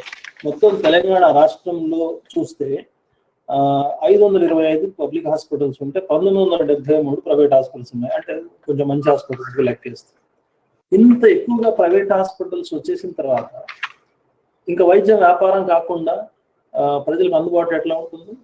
ఒకటి. ప్రైవేట్ హాస్పిటల్స్ రంగంలో తీసుకురావడమే కాక ప్రైవేట్ హాస్పిటల్ యొక్క ప్రయోజనం కోసం ప్రభుత్వ హాస్పిటల్ని సౌకర్యాలని నిర్వీర్యం చేస్తుంది గవర్నమెంట్ డెలివరీగా. ఇక్కడ డాక్టర్ ఉండకుండా, మందు ఉండకుండా, ఇంజక్షన్ ఉండకుండా, ఎక్విప్మెంట్ ఉన్నా సరే దాన్ని ఆపరేట్ చేసే టెక్నీషియన్ ఉండకుండా ఎన్నెన్నో హాస్పిటల్, 100 ఉదాహరణలు చెప్పొచ్చు నేను. ఇది హాస్పిటల్ అన్ని చెక్ చేసిన వాళ్ళం మనం. ఎందుకు జరుగుతుంది ఇది అంటే, గవర్నమెంట్ హాస్పిటల్ పోవాలంటే సాధారణమైనటువంటి మనిషికి అయిష్టత ఏర్పడేటట్టుగా చేస్తుంది ప్రభుత్వం. గవర్నమెంట్ హాస్పిటల్ పోతే అక్కడ జబ్బు కొత్తది వస్తుందేమో తప్ప ఉన్న జబ్బు పోదు అనే వాతావరణం. కానీ వాస్తవంగా చూస్తే ప్రైవేట్ హాస్పిటల్ కంటే ఏమాత్రం తీసుకునే విధంగా అద్భుతమైన నైపుణ్యం కలిగిన డాక్టర్లు ఉన్నారు, గవర్నమెంట్ డాక్టర్లు. అద్భుతమైన సౌకర్యాలు ఉన్నాయి, మంచి చరిత్ర. ఇప్పుడు నిమ్స్ చూడండి, ఎంత అద్భుతమైన చరిత్ర ఉంది హాస్పిటల్కి. అది ఉస్మానియా కానీ, గాంధీ కానీ, గత చరిత్రలో ఎంత అద్భుతాలు ఉన్నాయి వాళ్ళ రికార్డుల్లో. అట్లాంటి హాస్పిటల్స్ ఏ స్థితికి దిగదారుస్తున్నారు? సిబ్బందిని తగినంత మంది రిక్రూట్ చేయకుండా ఉన్న వాళ్ళని ఒత్తిడి పెట్టి, ఇందాక డాక్టర్ చెప్పారు, వంతుల వారీగా వేస్తున్నారు. ఒక 6 రోజులు డ్యూటీ చేయండి, 6 రోజులు క్వారంటైన్లో ఉండండి ఇంటి దగ్గర. అతనికి ఎంత ఒత్తిడి ఉంటుంది? ఫ్యామిలీ ఉంటుంది, వాళ్ళకు కూడా మనిషి ఉంటుంది, మనసు ఉంటుంది. ఇట్లాంటివన్నీ పరిశీలించకుండా ప్రభుత్వాలు వ్యవహరించడం వల్ల డెలిబరేట్గా వ్యవహరిస్తున్నాయి. ఇట్లా ఉంటేనే ప్రైవేట్ హాస్పిటల్ గిరాకీ ఉంటుంది అనేది వాళ్ళు చేసిన పని, దానివల్ల నిర్వీర్యమైపోయినాయి. కాబట్టి స్పష్టంగా మేము డిమాండ్ చేస్తుంది ఏంటంటే, బడ్జెట్లో 3% నుంచి 6% దాకా వైద్యం కోసం కేటాయించకుండా, ప్రపంచవ్యాప్త అనుభవం ఇది కరోనాలో. ఇప్పుడు మీరు ఇంటర్నేషనల్ పత్రికల వ్యాసాలు కానీ, ప్యానల్ డిస్కషన్ కానీ చూడండి, మొత్తం హెల్త్కు కేటాయింపులు తగ్గిపోబట్టే కరోనాను కంట్రోల్ చేయలేని దుస్థితులకు వచ్చినాయి గవర్నమెంట్స్. ఎక్కడైతే వైద్య వ్యవస్థలు అన్నీ కూడా ప్రభుత్వం చేతిలో ఉన్నాయో అక్కడ సక్సెస్ అయ్యారు కరోనాను కంట్రోల్ చేయడంలో. Whether it socialist country or capitalist country, ఏదైనా సరే గవర్నమెంట్ అండర్లో వైద్యం ఉన్న చోట సక్సెస్ అయ్యింది, కరోనా తోకముడిచింది. మిగతా చోట్ల కావట్లేదు. కాబట్టి ఇక్కడ జరగాల్సింది ఏంటి? ప్రభుత్వ వ్యవస్థను బలోపేతం చేయడం. మొత్తం ప్రైవేట్ హాస్పిటల్స్ అన్నింటినీ కూడా కరోనా కంట్రోల్ అయ్యేదాకా హ్యాండ్ ఓవర్ చేసుకోవాలంటున్నారు. దీంతో పాటు సిబ్బందిని ఇమీడియట్గా రిక్రూట్ చేయాలి. ఇంతకుముందు డాక్టర్ గారు చెప్పినట్టుగా రిక్రూట్ చేసేప్పుడు ఈ 4 రోజులు కూడా రిక్రూట్ చేస్తాను, 50,000 70,000 ఇస్తానంటే అతనికి ఆసక్తి ఉండదు. ఈ 50,000 70,000 1 నెల 2 నెలల కోసం వచ్చి నా కుటుంబాన్ని, నా ఆరోగ్యాన్ని పణంగా పెట్టాలా? లేదు, నాకు పర్మనెంట్గా నాకు ఉద్యోగం వస్తుందంటే, ఎస్ నా వృత్తే జనం కోసం అంకితం చేసే వృత్తి నాకు పర్మనెంట్గా ఇస్తున్నారు, ఆ బాధ్యత మోస్తాను నేను అనేది. పర్మనెంట్ జాబ్ ఇస్తే ఖచ్చితంగా ముందుకు వస్తారు, ఆ రకంగా చేరుతారు. ఈ పని చేయాలి. నర్సుల్ని, డాక్టర్లు పెంచాలి, వెంటిలేటర్ని పెంచాలి. ఇప్పుడు ప్రధానమంత్రి గారి సహాయ నిధి కోసం, సహాయ నిధి వేరుగా ఉంది, విపత్తు సహాయ నిధి వేరుగా ఉంది. మళ్ళీ అది ఉండగా కూడా ఇప్పుడు పిఎం కేర్స్ అని పెట్టి నిధి ఏర్పాటు చేశారు. దానికి ఎన్ని వస్తున్నాయో, చాలా వచ్చినాయి.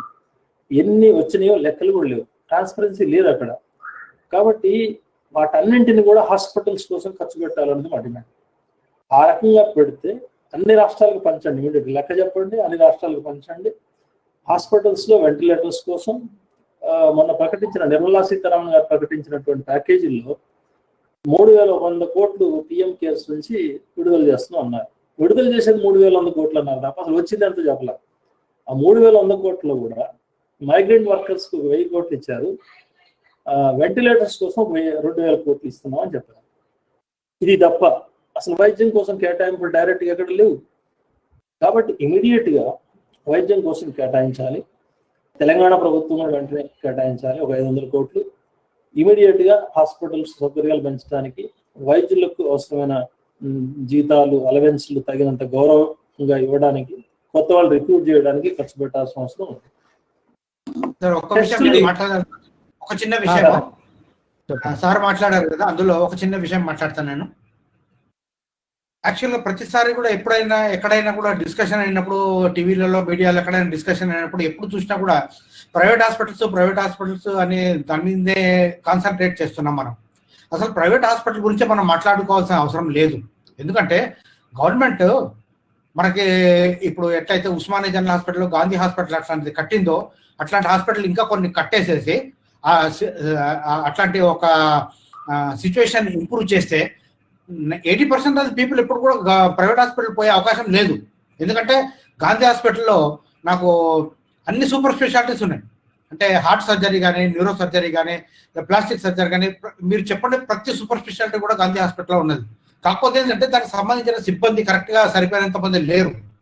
దానివల్ల ఏమైపోతుందంటే విపరీతమైన ఒత్తిడి అయిపోతుంది. 100 మంది చూడాల్సిన ప్లేస్ లో 1000 మంది చూడడము, వాళ్ళకి టైం ఇవ్వడము, ఆ టైం గడిచిపోవడము, అట్లాంటి కొన్ని ఇంపార్టెంట్ ఇష్యూస్ జరిగిపోతున్నాయి. అట్లా కాకుండా ఇప్పుడు అట్లాంటి గాంధీ హాస్పిటల్ అట్లాంటివి హైదరాబాద్ సిటీలో కట్టేసింది అనుకోండి, ప్రైవేట్ హాస్పిటల్ ఎవరు పోయే అవకాశం లేదు. పోయినా కూడా పోనీయండి, ఎవరికైతే డబ్బులు ఉంటాయో వాళ్ళు పోనీయండి, వాళ్ళ గురించి మనం పట్టించుకోవాల్సిన అవసరం లేదు. ఎవరైతే అఫోర్డ్ చేయలేరో, బీద వాళ్ళు ఎవరైతే ఉన్నారో, వాళ్ళు ఎవరైతే గవర్నమెంట్ హాస్పిటల్ తప్ప వేరే చోటికి పోలేరో. మీకు ఒక ఎగ్జాంపుల్ చెప్తాను. గాంధీ హాస్పిటల్ 2004లో కొత్త బిల్డింగ్ స్టార్ట్ చేసినప్పుడు మన ఓపీ 600 నుంచి 700 దాకా ఉన్నారండి. అయితే ఆ ఓపీ స్లోగా పెరిగి 2017 నేను రిటైర్ అయ్యేపాటికి ప్రతిరోజు 600-700 ఓపీ నుంచి 3500 దాకా వచ్చారండి ఓపీ పర్ డే. ఎందుకంటే మీడియాలో చాలా మంది టీవీ ఛానల్స్ అందరూ కూడా గవర్నమెంట్ హాస్పిటల్ మీద ఎప్పుడు చూసినా విషం కక్కుతుంటారండి. ఆ దెబ్బకు చూస్తారంటే పబ్లిక్ అందరూ దాన్ని చూసి అసహించుకోవాలా, లేకుంటే పారిపోవాలా. కానీ అట్లాంటి జరగట్లేదు. కనీసం 1% రిడక్షన్ కూడా కావట్లేదు. పైపెచ్చు మాకు విపరీతమైన ఓపీ పెరిగిపోయింది. అంటే మేము మేనేజ్ చేయలేని లెవెల్లో ఓపీ పెరిగిపోయింది. 3000 మంది ఓపీ పర్ డే వస్తున్నారంటే సడన్ గా గవర్నమెంట్ దాని అడ్వాంటేజ్గా తీసుకొని గాంధీ హాస్పిటల్లో ఉండే 150 సీట్లని 200కి, 200 ఎంబీబీఎస్ సీట్లని 250కి పెంచుకున్నాం. ఎందుకంటే ఇంతమంది పేషెంట్స్ మాకు వస్తున్నారు. ఉస్మానియాలో కూడా అదే సిచ్యువేషన్. పేషెంట్స్ రాకపోవడం అనే సిచ్యువేషన్ లేదు. మీరు ఏ గవర్నమెంట్ హాస్పిటల్లో చూసుకున్నా కూడా ఏ ఒక్క సింగిల్ బెడ్ కూడా ఖాళీగా లేదు. అట్లాంటిది మీరు ప్రైవేట్ హాస్పిటల్ చూసుకుంటే ఓన్లీ ఒక పర్సంటేజ్ ఆఫ్ బెడ్స్ మాత్రమే ఫుల్గా ఉంటాయి, మిగతా ఖాళీగా ఉంటాయి. మీరు ఎక్కడికైనా వెళ్ళి చూడండి, ప్రైవేట్ హాస్పిటల్స్ అన్ని ఫుల్గా ఎక్కడ నడవట్లేదు. వాళ్ళకు కూడా వాళ్ళ ప్రాబ్లమ్స్ వాళ్ళకు ఉండొచ్చు, కానీ మనం వాళ్ళ గురించి పట్టించుకోవాల్సిన అవసరం మనకు లేదు. మనకు వచ్చే పేషెంట్లని మనం చూసుకోవాల్సిన అవసరం మనకున్నది. ఇంతమంది విపరీతంగా రోగాలు పెరిగిపోయి పేషెంట్ అందరూ నా దగ్గర వస్తుంటే నేను ఇన్ఫ్రాస్ట్రక్చర్ స్టాఫ్ను పెంచుకొని వాళ్ళకి సరిపోయినంత మందిని పెంచుకోవడం అనేది గవర్నమెంట్ చేయాల్సిన ఫస్ట్ ఇన్స్టంటేనియస్ ఇప్పటికిప్పుడు చేయాల్సిన ఒక ఇంపార్టెంట్ ఇష్యూ. అది ఇప్పుడు జరగాల. ఇప్పుడు ఒకవేళ ఇట్లాంటి మహమ్మారి ఉన్నప్పుడు మనం కనుక ఇది చేసుకోలేకపోయిందంటే రేపు పొద్దున మహమ్మారి తగ్గిపోయి ఒక 3 నెలలు 4 నెలలు అయిన తర్వాత అయిపోయిన తర్వాత దీని అందరూ మర్చిపోతారు. మేము తప్ప మిగతా వాళ్ళందరూ మర్చిపోతారు. మేము మళ్ళీ సేమ్ ఇప్పుడు సార్ చెప్పినట్టు మళ్ళీ గవర్నమెంట్ దగ్గర పై ఉద్యమాలు చేయడమో, ఫైటింగ్ చేయడమో, కోర్టుకు వెళ్ళడమో, మళ్ళీ అది సేమ్ అట్లాగే ఈ చక్రం నడుస్తూ ఉంటుంది ఫర్ డికెట్స్ టుగెదర్. నేను కొత్తగా సర్వీస్ లో జాయిన్ అయినప్పుడు ఎట్లాంటి సిచ్యువేషన్ ఉన్నదో ఇప్పుడు కూడా స్టిల్ అట్లాంటి సిచ్యువేషన్ ఉన్నది. నేను రిటైర్ అయిపోయినా కూడా ఇంకా అదే సిచ్యువేషన్ నడుస్తుంది. సో మీరు చెప్పేది ప్రభుత్వ వైద్య వ్యవస్థను బలోపేతం చేయాలి, ప్రైవేట్ గురించి పట్టించుకోవాల్సిన అవసరం లేదని మీరు చెప్తున్నారు. కానీ మొత్తం భారతదేశ వైద్య పరిస్థితి చూసినప్పుడు 130 కోట్ల జనాభాకి 48,000 వెంటిలేటర్లే ఉన్నాయి, అట్లే జీవులు ఉన్నాయి. ఇది మొత్తం మన హెల్త్ ఇన్ఫ్రాస్ట్రక్చర్ పరిస్థితి. సో ఈ నేపథ్యంలో ఒక రకమైన ప్రజారోగ్య వ్యవస్థ మీద ఒక తీవ్రమైన ఒత్తిడి పడబోతున్నది. ఈ నేపథ్యంలో అసలు ఒక 2-3 మేజర్ ప్రశ్నలు మన ముందుకి వచ్చాయి. ఇప్పుడు మొదటిది ఏంటంటే, అసలు ఈ అమెరికాలో వెంటిలేటర్లు కావాలని న్యూయార్క్ మేయర్ ట్రంప్ని అడిగాడు. మరి ఇక్కడ అసలు మనకి వెంటిలేటర్లు తెలంగాణలో ఒక మ్యానుఫ్యాక్చరర్ లేడు.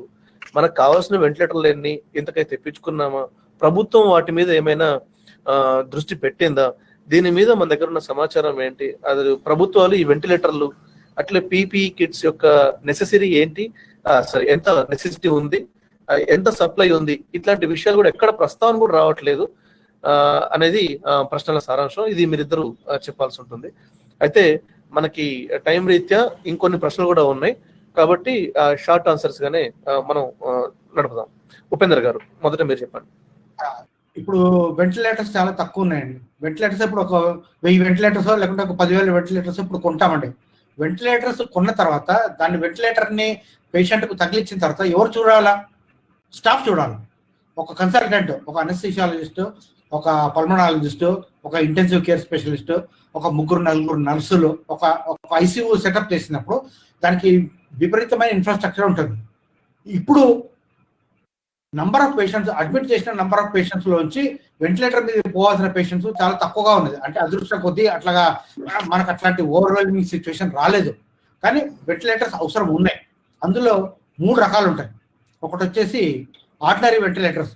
ఇక్కడ ఒక తాలూకా హెడ్ క్వార్టర్స్ హాస్పిటల్ ఒక 5 మంది 10 మంది పట్టగలిగే ఒక చిన్న ఐసీయూ ఒకటి సెటప్ చేసేసి అక్కడ వెంటిలేటర్స్ పెట్టేసేసి ఓన్లీ అంటే పేషెంట్ రాగానే సీరియస్ అవ్వగానే పేషెంట్ వెంటిలేటర్ మీద పెట్టి అతన్ని అక్కడ నుంచి ఇమీడియట్ గా ఒక పెద్ద హాస్పిటల్కి షిఫ్ట్ చేయడం అనేది ఒక చిన్న వెంటిలేటర్తో అక్కడ అవసరం అవుతుంది. నెంబర్ 2 వచ్చేసేసి డిస్ట్రిక్ట్ హెడ్ క్వార్టర్స్ హాస్పిటల్. ఒకవేళ అక్కడ కనుక sufficient number of anaesthesia doctors, పల్మనాలజిస్టులు అందరూ ఉన్నారు అంటే వాళ్ళు మేనేజ్ చేయగలిగే కేసెస్ అన్ని వాళ్ళు అక్కడ మేనేజ్ చేసుకొని వాళ్ళు ట్రీట్మెంట్ చేసేసి వాళ్ళు చేసుకోవచ్చు. కుదరదు అంటే then it comes to a teaching hospital.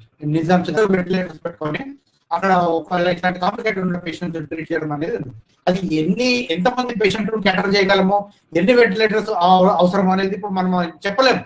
ఎంతమంది పేషెంట్ సీరియస్ అవుతారో చెప్పలేము. అదృష్టం కొద్ది ఏమైపోయిందంటే తెలంగాణలో ఇప్పుడు ఉన్న కేసెస్ ఎవరైతే గాంధీ హాస్పిటల్ అడ్మిట్ అవుతున్నారో అందులో చాలా తక్కువ పర్సెంటేజ్ మాత్రమే సీరియస్ అవుతున్నారు. వెంటిలేటర్ మీద పోవాల్సిన వాళ్ళు ఇప్పటికిప్పుడు ఒక రకమైన సాచురేషన్ దాకా వచ్చింది. ఇప్పుడు సడన్ గా రేపు పొద్దున ఇంకొక 1 month లోపల 15 రోజుల లోపల కనుక విపరీతమైన ఒత్తిడి పెరిగిపోతే మనకి వెంటిలేటర్స్ సరిపోవు. వెంటిలేటర్స్ కొన్నా కూడా వెంటిలేటర్స్ ఇప్పుడు కొంటారు, నడిపించే వాళ్ళు ఎవరండి? లేరు. అవసరం, కానీ వెంటిలేటర్స్ ని నడిపించే స్టాఫ్ లేకపోవడం వల్ల కూడా ఒకవేళ తెచ్చినా నిరుపయోగం ఉంటాయి అనేది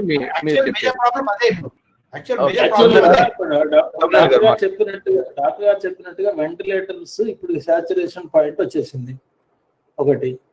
రెండోది వెంటిలేటర్స్ పెట్టాల్సిన అవసరం ఉన్న కేసులు చాలా తక్కువగా ఉన్నాయి. ఇప్పుడు చాలా తక్కువగా ఉన్నాయి. ఇప్పుడే సాచురేషన్కి వస్తే ఇంకా భవిష్యత్తులో ఈ సంఖ్యలు పెరుగుతున్న స్థితిలో ఇంకా వెంటిలేటర్స్ చాలా సీరియస్. ఈ సీరియస్ సిచ్యువేషన్ తెలంగాణలో కూడా ఉంటుంది. కానీ అన్ఫార్చునేట్గా వెంటిలేటర్ తయారు చేసే ఫ్యాక్టరీ అసలు తెలంగాణలో లేదు. మన దగ్గర తెలంగాణలో ప్రొడక్షన్ అనేది లేదు, బయట నుంచి తెచ్చుకోవాలి. నాకు తెలిసిన సమాచారం మేరకు మన గవర్నమెంట్ బయట నుంచి తెచ్చుకోవడానికి ఒక 600 వెంటిలేటర్లు మాత్రమే ఇండియన్ పెట్టింది. ఇప్పటికి ఇంపోర్ట్ చేసుకునే దానికి ప్రయత్నం చేస్తుంది. ఆ రకంగా రిక్వెస్ట్ పెట్టింది. ఈ 600 వెంటిలేటర్లు ఏ మూలకు సరిపోవు. డాక్టర్ గారు చెప్పేది అదే, నేను చెప్పేది కూడా అదే. ఇప్పటికే సాచురేషన్కి వచ్చేసింది. డాక్టర్ గారు చెప్తున్న అదనపు పాయింట్ ఏంటంటే ఒకవేళ వెంటిలేటర్లు 1000-2000 ఎక్కడ పట్టుకొచ్చుకున్న డబ్బులు పెట్టుకొని దాన్ని ఆపరేట్ చేసే ఎక్స్పర్ట్స్ లేరు, టెక్నీషియన్స్ లేరు. ఇది ఒక పెద్ద ప్రాబ్లం. అది ఇంతకుముందు చర్చల్లో వచ్చిన పాయింట్లో అది కూడా వస్తుంది. అదేంటంటే రిక్రూట్మెంట్ అనేది డాక్టర్స్ కానీ టెక్నీషియన్స్ కానీ వీళ్ళందరినీ సూటబుల్ రిక్రూట్మెంట్ జరగడం లేదు. తప్పనిసరి అయితే పర్మనెంట్ గా 1-2 నెలలకి జీతం ఇస్తాం రండి అంటున్నారు తప్ప అట్లా వచ్చే పరిస్థితి ఉండదు. అది పరిష్కారం కాదు. కాబట్టి గవర్నమెంట్ సీరియస్ గా ఆలోచించి ఈ స్ట్రక్చర్ అవసరమైనటువంటి ఆర్థిక కేటాయింపులన్నీ చేసి సిబ్బందిని కూడా రిక్రూట్మెంట్ చేసుకుంటే తప్ప ఇది పరిష్కారం కాదు. ఓకే, ఇప్పుడు మీరు చెప్పిన దాని ప్రకారం ఇవి చూసుకుందాం. ఇప్పుడు ఈ ప్రభుత్వాల చొరవకు సంబంధించి ఒక ముఖ్యమైనది ఏంటంటే ఐసీఎంఆర్ ఒక సంస్థ ఉంది. ఐసీఎంఆర్ గైడ్ లైన్స్ ప్రకారమే మొత్తం చేస్తున్నాం అనేది గవర్నమెంట్ కూడా చెప్తున్నాయి. కానీ ఐసీఎంఆర్ అనేది ఏ ఒక్క విషయం చెప్పేందుకు ప్రయత్నం చేసినా ఐసీఎంఆర్ చెప్పింది కాబట్టి చేస్తున్నాను. అసలు ఐసీఎంఆర్ కి లెజిటిమసీ ఉందా? అది చట్టబద్ధమైన సంస్థేనా? ఈ ఐసీఎంఆర్ ని ఒక రాష్ట్రం ఒకలాగా ఇంకో రాష్ట్రం ఇంకోలాగా ఎందుకు చూస్తున్నాయి? ఈ ఐసీఎంఆర్ ముఖ్యంగా చనిపోయిన శవాలకి కరోనా టెస్ట్ చేయకూడదు, ఆ నంబర్ ని ప్రకటించకూడదు అని గైడ్ లైన్స్ ఇచ్చిందని ఉంది. ఇది ప్రజల్ని మభ్యపెట్టడానికి ఉపయోగపడుతుందా, లేకపోతే దీని వెనుక ఏమైనా మతలబు ఉందా? డాక్టర్ గారు మీరేమంటారు? అట్లే తమ్మినేని గారు కూడా దీంట్లో ప్రశ్న ఏంటంటే అసలు ప్రజారోగ్యం పట్ల మనం గైడ్ లైన్స్ అన్నప్పుడు ఈ ఐసీఎంఆర్ లాంటి సంస్థలతోని మనం వ్యవహరించాల్సిన పద్ధతి ఏమైనా తమ్మినేని గారు కూడా చెప్తారు. మన ఉపేందర్ గారు ఇది కూడా ఒక చాలా ఇంపార్టెంట్, చాలా మంచి ప్రశ్న అండి. మెడికల్ రీసెర్చ్ అనేది యాక్చువల్గా ఒక స్టాట్యూటరీ బాడీ. దానికి కొంత మొత్తంలో వాళ్ళ దగ్గర డబ్బు ఉంటుంది. అది మెడికల్ రీసెర్చ్ కు సంబంధించినంత వరకు ఏదైనా ఎక్కడైనా మెడికల్ కాలేజెస్ లో కానీ లేకపోతే ఎక్కడైనా కూడా ఒక మనిషి యొక్క రోగానికి సంబంధించిన ఏ విషయం పైన కూడా రీసెర్చ్ జరుగుతుంటే వాళ్ళకి గైడ్ లైన్స్ ఇవ్వడము, తర్వాత దాన్ని ప్రోత్సహించడము, తర్వాత దానికి ఫైనాన్షియల్, తర్వాత కొంచెం రకమైన స్టాఫ్ అట్లాంటివి ప్రొవైడ్ చేయడము, ఎక్విప్మెంట్ ప్రొవైడ్ చేయడం, అట్లాంటిది ఒక యాక్చువల్గా ఒక గొప్ప ఉద్దేశంతోనే దాన్ని స్థాపించారు. యాక్చువల్గా ఇట్స్ డూయింగ్ వండర్ఫుల్ జాబ్. యాక్చువల్గా ఇప్పుడేమైందంటే మారిన సిచ్యువేషన్లో వరల్డ్ హెల్త్ ఆర్గనైజేషన్ అనేది ఒకటి అపెక్స్ బాడీ, ప్రపంచానికి అది ఒక హెడ్ లాంటిది. ఏదన్నా ఒక డిసీజ్ అంటూ ఒకటి వచ్చిందంటే వరల్డ్ హెల్త్ ఆర్గనైజేషన్ లో ఉండే ఎక్స్పర్ట్స్ వాళ్ళు ఆ డిసీజ్ ని ఒక కూలంకషంగా పరిశీలించి ప్రతి కంట్రీకి కొన్ని గైడ్ లైన్స్ ఇస్తారు. ఈ డిసీజ్ ఇట్లా ఇట్లా అవుతుంది, దీన్ని రీసెర్చ్ చేసి ఇట్లా కొన్ని పేపర్స్ వచ్చాయి, ఇవన్నీ కూలంకషంగా పరిశీలించిన తర్వాత ఇట్లా ఇవన్నీ మెథడ్స్ మీరు ఫాలో అవ్వాలా, యూ డూ దిస్ అని వాళ్ళు దే గివ్. అయితే WHO సడన్ గా ఒకసారి దాని క్రెడిబిలిటీని ఒకసారి విపరీతంగా దించేశారు. Because of politics, because of ఈగోయిజమో లేకుంటే బికాస్ ఆఫ్ WHO యొక్క చేతగాని తరము, దాని యొక్క క్రెడిబిలిటీ చాలా వరకు తగ్గిపోయింది, దాని ప్రతిష్ట చాలా మస్తమైపోయింది. అప్పుడు ఏమైపోయిందంటే మనం WHO యొక్క గైడ్ లైన్స్ పాటించాలా వద్దా అనే మీమాంస వచ్చినప్పుడు మనకు సంబంధించినంత వరకు ఏంటంటే ICMR అంటే రీసెర్చ్ కి సంబంధించిన ఒక గొప్ప సంస్థ ఇండియాకు ICMR ఒకటే. అక్కడ ఉండే డైరెక్టర్స్ కానీ అక్కడ ఉండే రీసెర్చ్ పీపుల్ కానీ కొంతమందిని ఎక్స్ట్రా కొంతమందిని తీసుకొని, అంటే సబ్జెక్ట్ ఎక్స్పర్ట్స్ అంటే వైరాలజిస్టులు కానీ లేకుంటే కమ్యూనిటీ డాక్టర్స్ కానీ కమ్యూనిటీ మెడిసిన్ కు సంబంధించిన డాక్టర్స్ కానీ అందరినీ తీసుకొని ఈ పాండమిక్ ఎట్లా ఎదుర్కోవాలా, ఏమేమి చర్యలు తీసుకోవాలా, ఎట్లా తీసుకోవాలా. యాక్చువల్గా దట్ ఈస్ అది దీనికోసం పెట్టిన సంస్థ కాదు, అంటే దానికి అదనపు బాధ్యత ఇచ్చినందు వల్ల so it has come to particular conclusion మనం ఇవన్నీ చేయాలి, ఇట్లా చేయాలి, ఇట్లా చేయాలి. అయితే ఇందులోంచి వచ్చిన గైడ్ లైన్స్ అన్నిటికీ ప్రతి రాష్ట్రానికి ప్రతి గవర్నమెంట్ ఆఫ్ ఇండియాకి పంపించేసిన తర్వాత గవర్నమెంట్ ఆఫ్ ఇండియా అవి రాష్ట్రాలకు పంపించింది. అయితే ఈ గైడ్ లైన్స్ లో నుంచి కొన్ని మాత్రమే, అంటే గవర్నమెంట్స్ కు ఎంబరాస్మెంట్ కానీ కొన్ని గైడ్ లైన్స్ మాత్రమే వాళ్ళు తీసేసుకున్నారు, మిగతా అవన్నీ పక్కన పెట్టేశారు. ఎందుకంటే ఇవి కనుక చేస్తే మనకు పబ్లిక్ నుంచి వ్యతిరేకత వస్తుంది, లేకుంటే మనకు రేపు పొద్దున ఫ్యూచర్ లో ప్రాబ్లం అవుతుంది అని అట్లాంటి మరి ఏమేమి విషయాలు ఉన్నాయో తెలియదు. కానీ యాక్చువల్గా ఇంటోటో కనుక అది కనుక పాటించేటట్టు ఉంటారంటే మనం తప్పకుండా మనం దాన్ని కొంతవరకు కంట్రోల్ చేయొచ్చు. మీరు చెప్పినట్టు అది వైరాలజీ మీద రీసెర్చ్ చేసి ఉండొచ్చు, కానీ ఒక డెడ్ బాడీకి పరీక్షలు చేయొద్దు, ఆ డేటాని మనం పరిగణలోకి తీసుకోవద్దు అనేది అది ఎలాంటి గైడ్ లైన్స్? అంటే వైరాలజీకి సంబంధించి మనం రీసెర్చ్ చేసినప్పుడేమో ఎట్లా జాగ్రత్తలు తీసుకోవాలి, ఏం పద్ధతి అనేది ఒక పద్ధతి అయితే, డెడ్ బాడీస్ ని వాటికి కరోనా వైరస్ ఉందా లేదా టెస్ట్ చేయొద్దు అనే గైడ్ లైన్స్ అది ఎలాంటి గైడ్ లైన్స్ గా మనం పరిగణించాలి? అంటే యాక్చువల్ గా ఏంటంటే అందులో ప్రిన్సిపల్ ఏంటంటే యాక్చువల్ గా తీసుకోవద్దు అని లేకుంటే తీసుకోవాలని కానీ అందులో మీమాంస కాదు. అందులో ఒక ప్రిన్సిపల్ ఏంటంటే ఒకసారి పేషెంట్ చనిపోయిన తర్వాత అతను తగ్గడం కానీ తుమ్మడం కానీ లేకుంటే అట్లాంటి అవకాశం నోట్లోంచి వచ్చే ఇవి కానీ వచ్చి పక్కనుండే వ్యక్తికి కరోనా వ్యాపించగలిగే శక్తి అతను కోల్పోతాడు.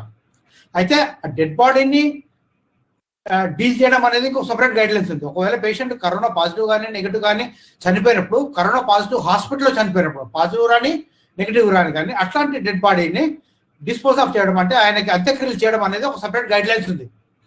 డెడ్ బాడీ చనిపోయిన తర్వాత మనం అక్కడికి పేషెంట్ దగ్గరికి వెళ్ళి ఇవి తీసుకోవడం అంటే శాంపుల్ తీసుకోవడము, బ్లడ్ శాంపుల్, తర్వాత గొంతులోంచి శాంపుల్ తీసుకోవడం అనేది ఎక్స్ట్రా రిస్కీ. అంటే దానివల్ల మనకు వచ్చిన లాభం లేదు.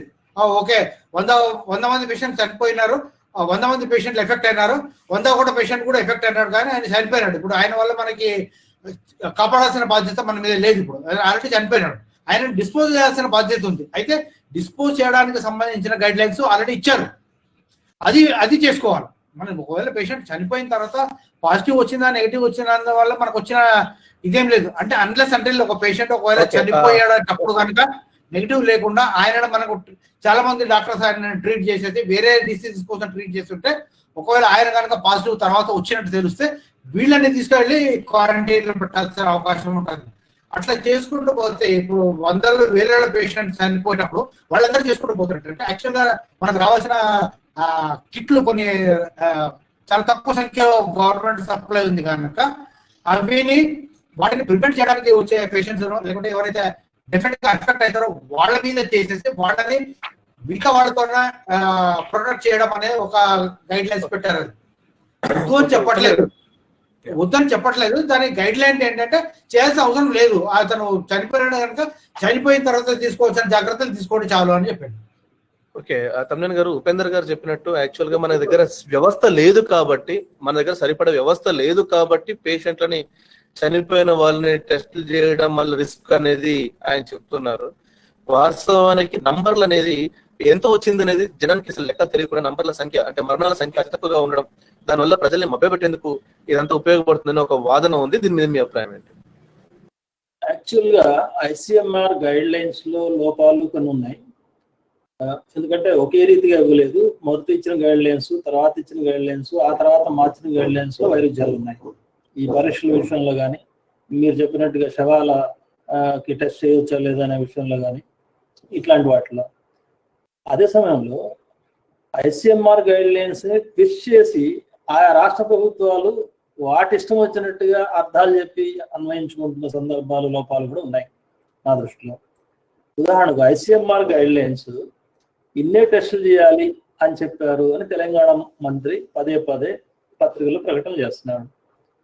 మనం ప్రజల నుంచి వేసుకోవాల్సిన ప్రశ్న ఏంటంటే, ఒకవేళ అదే నిజమైతే తెలంగాణ జనాభా కంటే తక్కువ ఉన్న రాష్ట్రాలు, లేదు తెలంగాణ జనాభా అంతే ఉన్న రాష్ట్రాలు కూడా ఇంతకంటే చాలా ఎక్కువ టెస్టులు ఎట్లా చేసినాయి? ఇందాకే ఉదాహరణ చెప్పాను, పక్కన ఉన్న తెలుగు రాష్ట్రం ఆంధ్రప్రదేశ్లో 4,07,000 దాకా టెస్టులు చేశారు. అక్కడున్న జనాభా 22,000 మనకు, 4 లక్షల వాళ్ళకు అంత తేడా ఉండే జనాభా ఎక్కువ కాదు కదా. అక్కడ ఎందుకు చేశారు? ఇప్పుడు గోవా ఉంది, 22,675 చేశారు టెస్టులు. తెలంగాణ ఉంది, 22,000 చేశారు. ఎక్కడ గోవా, ఎక్కడ తెలంగాణ? జమ్మూ కాశ్మీర్లో 1,89,000 చేశారు. జమ్మూ కాశ్మీర్ జనాభా ఎంత, తెలంగాణ ఎంత? ఢిల్లీలో 2,30,000 చేశారు. వాళ్ళ జనాభా చాలా తక్కువ తెలంగాణ కంటే. 2,30,000 చేయడం ద్వారా 10 లక్షల జనాభాకు 11,397 కేసులు వాళ్ళు సరాసరినే చేసినట్టు అయింది. మంది ఇందాక చెప్పాను 589 మంది.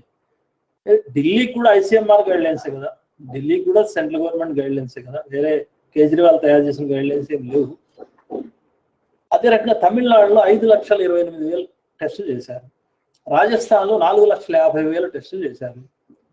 ఈ రకంగా చూసినప్పుడు మిగతా అన్ని రాష్ట్రాల అంకెలు ఉన్నాయి. వీటన్నిటిని చూసినప్పుడు మనకు అర్థమైంది ఏంటంటే, గైడ్ లైన్స్ ను కూడా ట్విస్ట్ చేస్తున్నారు, ఎవరికి అనుకూలమైన వాదనలు వాళ్ళు చెప్పుకుంటూ పోతున్నారు అనేది. రెండోది, ఇప్పుడు గైడ్ లైన్స్ లో మనుషులు చంపేయమని గైడ్ లైన్ ఏమి ఉండదు. అనుమానం వస్తే నా టెస్ట్ చేయమని వాడంతా ముందుకు వచ్చి అవసరం నాకు ఖర్చు పెట్టుకున్నటువంటి టెస్ట్ చేయడానికి లేదు అంటే అది ఎక్కడ గైడ్ లైన్, అది ఎక్కడ రాసి ఉంది? కాబట్టి ఇక్కడ అంతా కేసులు తగ్గించి చూపించుకోవాలనే ఆరాటం చాలా స్పష్టంగా పనిచేస్తుంది. మా రాష్ట్రంలో బాగా కంట్రోల్ చేయగలిగాని గొప్పలు చెప్పుకోవడానికి తాపత్రయం ఎక్కువైంది. గొప్పలు చెప్పుకోండి, పని చేయాలి. కరోనా మభ్యపడే కరోనా కాదది, ఇంకా 10 రోజులకు వెల్లడవుతుంది. విద్య నాడు కనబడకపోతే తదియ నాడు కనపడుతుంది శాస్త్రం ఉంది. చంద్రుడు తక్కువగా ఉన్న రోజు కనబడకపోతే విద్య నాడు, తదియ నాడు తప్పకుండా బయటకు వస్తుంది. ఎక్కడికి పోతుంది? నువ్వు దాచిపెడితే ఆగదు కదా. అందువల్ల ఈ రకమైన ప్రయత్నాల వల్ల ఒరిగేది ఏమి లేదు. తక్షణమే కాన్సన్ట్రేట్ చేసి పరీక్షలు ఎక్కువ చేయడం, గైడ్ లైన్స్ ఎలా ఉన్నా సరే మిగతా రాష్ట్రాలు చేసినట్టు మనం కూడా ఎక్కువ పరీక్షలు చేయడం, అనుమానం ఉన్న శవం అయినా సరే ఆ పరీక్ష చేయడం. ఎందుకంటే డాక్టర్ గారు చెప్పినట్టుగా ఆ శవం మళ్ళీ వ్యాప్తి చేసే అవకాశం ఉండకపోవచ్చు, కానీ ఆ శవం ఇప్పటికి ఎక్కడెక్కడ తిరిగి వచ్చింది, ఎవరెవరు కాంటాక్ట్ చేసిందనే కాంటాక్ట్ని ట్రేస్ అవుట్ చేస్తే నియంత్రణ చర్యలు తీసుకునే అవకాశాలు ఉంటాయి. రెండోది, ఆ ఏరియా ఏ ఏరియా శవం అయితే అనుమానం మనకు వస్తే ఆ ఏరియాలో ఉన్నాయి అనేది అర్థమవుతుంది. ఆ రకంగా ఒక వాస్తవాలు తెలిసినప్పుడే తర్వాత భవిష్యత్ కార్యాచరణకు మార్గం అనేది ఏర్పడుతుంది. కాబట్టి రాష్ట్రాలు ఆ రకంగా వ్యవహరించట్లేదు, ముఖ్యంగా తెలంగాణ గవర్నమెంట్ ఆ రకంగా వ్యవహరించట్లేదు అనేది నాకున్న బలమైన అభిప్రాయం. ఇప్పుడు ఇద్దరికి లాస్ట్ చివరి 2 ప్రశ్నలు ఉన్నాయి. ఒకటి ఏంటంటే హర్డ్ ఇమ్యూనిటీ, ఇది ఇప్పుడు అన్ని బిజినెస్ పత్రికలు కూడా బాగా రాస్తూ ఉన్నాయి, ఇంటర్నేషనల్ పత్రికలు కూడా రాస్తున్నాయి. ఇండియన్ పాపులేషన్ రీత్యా హర్డ్ ఇమ్యూనిటీకి వెళ్ళిపోవాలి, వైరస్ ఎంతమందికి వస్తే ఎంతమందికి వస్తుంది, తర్వాత అందులో ఎంతమంది బతుకుంటే ఎంతమంది బతుకుంటారు, మిగతా వాళ్ళందరూ ఇమ్యూన్ అయిపోతారు. ప్రభుత్వ ప్రజా ఆరోగ్య వ్యవస్థ ప్రజెంట్ దీన్ని మీట్ కాలేదు కాబట్టి హర్డ్ ఇమ్యూనిటీయే పరిష్కారం అని చెప్పేసి చాలా రకాల ప్రశ్నలు వస్తున్నాయి. ముఖ్యంగా ఇందులో కూడా ప్రభుత్వ వ్యవస్థ దానికి రెడీగా లేదు కాబట్టి ఇక మొత్తం ఈ విషయాన్ని ఎదుర్కోవాలంటే హర్డ్ ఇమ్యూనిటీ ఒకటే కారణం అంటారు. దీన్ని వైద్య పరిభాషలో దీన్ని ఎలా చూడాలి? ఒకటి డాక్టర్ గారికి, అట్లాగే ప్రభుత్వం ఈ హర్డ్ ఇమ్యూనిటీ పేరిట ఇప్పుడు భవిష్యత్తులో యూత్ సంబంధించి డిఫరెంట్ సమస్యలు వచ్చి వాళ్ళు కూడా లైఫ్ లాంగ్ ఇబ్బందులు పడే అవకాశం ఉంటుంది అనేది కూడా ఇంకొక రీసెర్చ్ కూడా వస్తుంది. కాబట్టి ఈ నేపథ్యంలో తమిళన్ గారు కూడా ఒక మాట చెప్పాలి. అయితే ఒక చిన్న సమాచారం కూడా యాడ్ చేశారు. మాల్ న్యూట్రిషన్ అనేది మన దగ్గర 1 out of 3 ముగ్గురు మనుషుల్లో ఒకరికి మాల్ న్యూట్రిషన్ ఉంది భారతదేశ జనాభాలోని వరల్డ్ హెల్త్ ఆర్గనైజేషన్ లెక్కలు ఉన్న నేపథ్యంలో ఈ హర్డ్ ఇమ్యూనిటీ యొక్క కాన్సిక్వెన్సెస్ ప్రభావం అవసరం ఎలా ఉండబోతున్నాయి? డాక్టర్ గారు అండ్ తమిళ గారికి ఇది ఇద్దరు ప్రశ్న. డాక్టర్ గారు, హర్డ్ ఇమ్యూనిటీ అనేది ఒక ఇన్ఎవిటబుల్ సిచ్యువేషన్, అంటే బై డిఫాల్ట్ అది వచ్చేస్తుంది. అది ఎట్లా వస్తుంది అనేది ఇప్పుడు డిస్కషన్ పెట్టాం. ఇక్కడ ప్రభుత్వమే హర్డ్ ఇమ్యూనిటీ ప్రోత్సహిస్తుంది అని, ఇక్కడ ప్రభుత్వమే హర్డ్ ఇమ్యూనిటీ మేము చేయలేము, హర్డ్ ఇమ్యూనిటీకి వెళ్ళిపోవాలి అని ప్రభుత్వమే కృషి చేస్తుంది అని. చిన్న చిన్న ఇన్ఫెక్షన్స్, ఇన్ఫ్లుయెన్జా కానీ లేకుంటే చిన్న సైజు దగ్గు జలుబు అట్లాంటి సంబంధించిన కానీ పేషెంట్కి ఎప్పుడైతే ఎక్కువ డ్యామేజ్ కానియకుండా ఉంటుందో అవన్నీ మామూలుగా అందరికి వచ్చిపోతూ ఉంటాయి. అలా వచ్చిపోయినప్పుడు ఏమవుతుందంటే పేషెంట్ తనకు బాడీకి సంబంధించిన ఇమ్యూనిటీ సిస్టమ్ను ఈ ఒక ఇన్ఫెక్షన్ కు సన్నద్ధం చేసుకొని నెక్స్ట్ ఇన్ఫెక్షన్ వచ్చేటప్పటికి దానితో ఫైట్ చేసే ఇది డెవలప్ చేసుకుంటాడు. ప్రాబ్లం ఇక్కడ ఏంటంటే మన దగ్గర ఆల్రెడీ ఉన్న చిన్న చిన్న ఇన్ఫెక్షన్స్ వచ్చినాయన్నీ కొన్ని వందల సంవత్సరాల నుంచి ఉన్నాయి మన దగ్గర. అవన్నిటికీ మనము ఆల్రెడీ మనం ఇమ్యూన్ అయిపోయినాం. చిన్న చిన్న జబ్బులన్నీ వస్తుంటాయి, పోతుంటాయి, మన ఖర్చు తెలియడం కూడా తెలియదు, వచ్చిపోతుంటాయి, ఇంక్లూడింగ్ స్వైన్ ఫ్లూ. మొన్న లాస్ట్ ఒక 4-5 years 6 years బ్యాక్ వచ్చిన స్వైన్ ఫ్లూ కూడా అది ఒక రకంగా భయపెట్టింది. కానీ అది కూడా స్వైన్ ఫ్లూ హెర్డ్ ఇమ్యూనిటీ వచ్చేసింది. చాలా మందిని ఎక్కువ మంది ప్రాణ నష్టం జరగకుండానే మనం అందరం దానికి అలవాటు పడిపోయాం. కానీ ఈ కోవిడ్ అనేది కొత్త ఇన్ఫెక్షన్. దీని యొక్క లక్షణాలు ఏంటి, ఏ ఆర్గాన్ దెబ్బతీస్తుంది, యాక్చువల్గా ఎలా దెబ్బతీస్తుంది అనే ఒక పెథోఫిజియాలజీ మనకు చాలా మందికి తెలియదు. ప్రతిసారి కూడా ప్రతి కంట్రీ కూడా ఒక కొత్త థియరీ తీసుకొని బయటకు వస్తుంది. ఇది లంగ్స్ డ్యామేజ్ చేస్తుంది, ఇది మన లివర్ డ్యామేజ్ చేస్తుంది, ఇది మన క్లాటింగ్ సిస్టమ్ను డ్యామేజ్ చేస్తుంది, ఇది మన ఇమ్యూన్ సిస్టమ్ను డ్యామేజ్ చేస్తుంది, ఇది మన ఇన్ఫ్లమేటరీ సిస్టమ్ను ఓవర్వెల్మ్ చేస్తుంది. అట్లా విపరీతమైన ఇవి వస్తున్నాయి. అల్టిమేట్గా మనకు ఇది అనే ఒక డయాగ్నోస్ చేసేసి దీనికి ఇది ట్రీట్మెంట్ అని చెప్పగలిగే సిచ్యువేషన్ ఇంకా రాలేదు మనకు. అయితే దీనికి ఇప్పుడు పరిష్కార మార్గం ఏంటి అంటే ట్రీట్మెంట్, వ్యాక్సిన్. ట్రీట్మెంట్లో చాలా రకాల వివాదాస్పదమైన ఇవి జరిగిపోయినాయి. హైడ్రాక్సిక్లోరోక్విన్ కానీ, అజిత్రోమైసిన్ కానీ, ఇవర్మెక్టిన్ కానీ, లేకుంటే కొన్ని రామ్డెసివిర్ కానీ అట్లాంటి కొన్ని మందులు వాడడము, కొంతమందికి పాజిటివ్ రిజల్ట్ రావడము, కొంతమందికి నెగిటివ్ రిజల్ట్ రావడము, అది ఎఫెక్టివా కాదా అని తెలుసుకోలేకపోవడము, ప్రతిదీ కూడా చాలా ప్రాబ్లం అవుతుంది. ఇవన్నింటినీ పెద్ద జర్నల్స్ పబ్లిష్ చేయడము, కొన్ని రోజులైన తర్వాత దాన్ని మళ్ళీ కొంతమంది వ్యతిరేకించడము, అవన్నీ ఫ్లూయిడ్ స్టేట్లో ఉంది ఇప్పుడు. అయితే ఇప్పుడు పరిష్కార మార్గం ఏంటి అంటే అందరూ ప్రపంచంలో ఉన్న ప్రతి ఒక్కరికి కూడా కోవిడ్ ఇన్ఫెక్షన్ రావడము, అది కూడా చాలా చిన్న లెవెల్లో ఇన్ఫెక్షన్ రావడము, మనిషి తనంతకు తానుగా దాని ఇమ్యూనిటీ డెవలప్ చేసుకొని దాన్ని ఓవర్కమ్ చేయడం, అంటే వైరస్ని ఓవర్కమ్ చేయడము అని ఆరోగ్యవంతుడు కావడం. రేపు పొద్దున మళ్ళీ అదే వైరస్ కనుక మళ్ళీ మనకు వచ్చిందంటే దాన్ని గవర్నమెంట్ అవసరం లేకుండా, మందులు అవసరం లేకుండా, వ్యాక్సిన్ అవసరం లేకుండా మనం దానిని ఎదుర్కోగలం. ఇది సిచ్యువేషన్ యాక్చువల్గా. ఇది ఎవరైనా కూడా మనము ఎక్స్పెక్ట్ చేస్తాం. కానీ ఇట్లాంటి సిచ్యువేషన్లో ఎప్పుడైతే కంట్రోల్ చేయగలిగి కంట్రోల్ చేయలేక దాన్ని వదిలిపెట్టే స్టేజ్ ఉన్నప్పుడు ఏమవుతుందంటే హెర్డ్ ఇమ్యూనిటీ రావడానికి మనము భరించాల్సిన నష్టం మాత్రం విపరీతంగా ఉంటుంది. అంటే చాలా మందికి ఇన్ఫెక్షన్ వస్తుంది, చాలా మంది దానివల్ల డ్యామేజ్ అవుతారు, చాలా మంది దానివల్ల ప్రాణ నష్టం జరుగుతుంది. దాని తర్వాత మిగిలిన వాళ్ళు ఎవరైతే ఉంటారో వాళ్ళందరికీ కూడా ఇన్ఫెక్షన్ వచ్చేసి వాళ్ళు దానికి ఇమ్యూన్ అవుతారు. ఇది సిచ్యువేషన్. దీన్ని మన దేశానికి కనుక అన్వయించుకుంటే మెడికల్ ఇన్ఫ్రాస్ట్రక్చర్ చాలా కనిష్టమైన స్థాయిలో ఉంది. మీరు చెప్పిన దాని ప్రకారం జరగాలంటే మన భారతదేశంలో 20.2% అంటే ఫిట్ ఇండియా రిపోర్ట్ 2020 ప్రకారం 20.2% ఇమ్యూనిటీ, లో ఇమ్యూనిటీతోని భారతీయులు ఉన్నారు అనేది ఉంది. అంటే 130 కోట్లలో దాదాపు 26 కోట్ల మంది ప్రజానికం దీంతో వానిష్ అయిపోయే అట్లాంటి ప్రమాదం ఉందా? ఇప్పుడు హెల్త్ ఇన్ఫ్రాస్ట్రక్చర్ ఇంతమంది పేషెంట్ మనకు వస్తే చూసుకునే అవకాశం మనకు లేదు, విపరీతమైన ప్రాణ నష్టం జరుగుతుంది.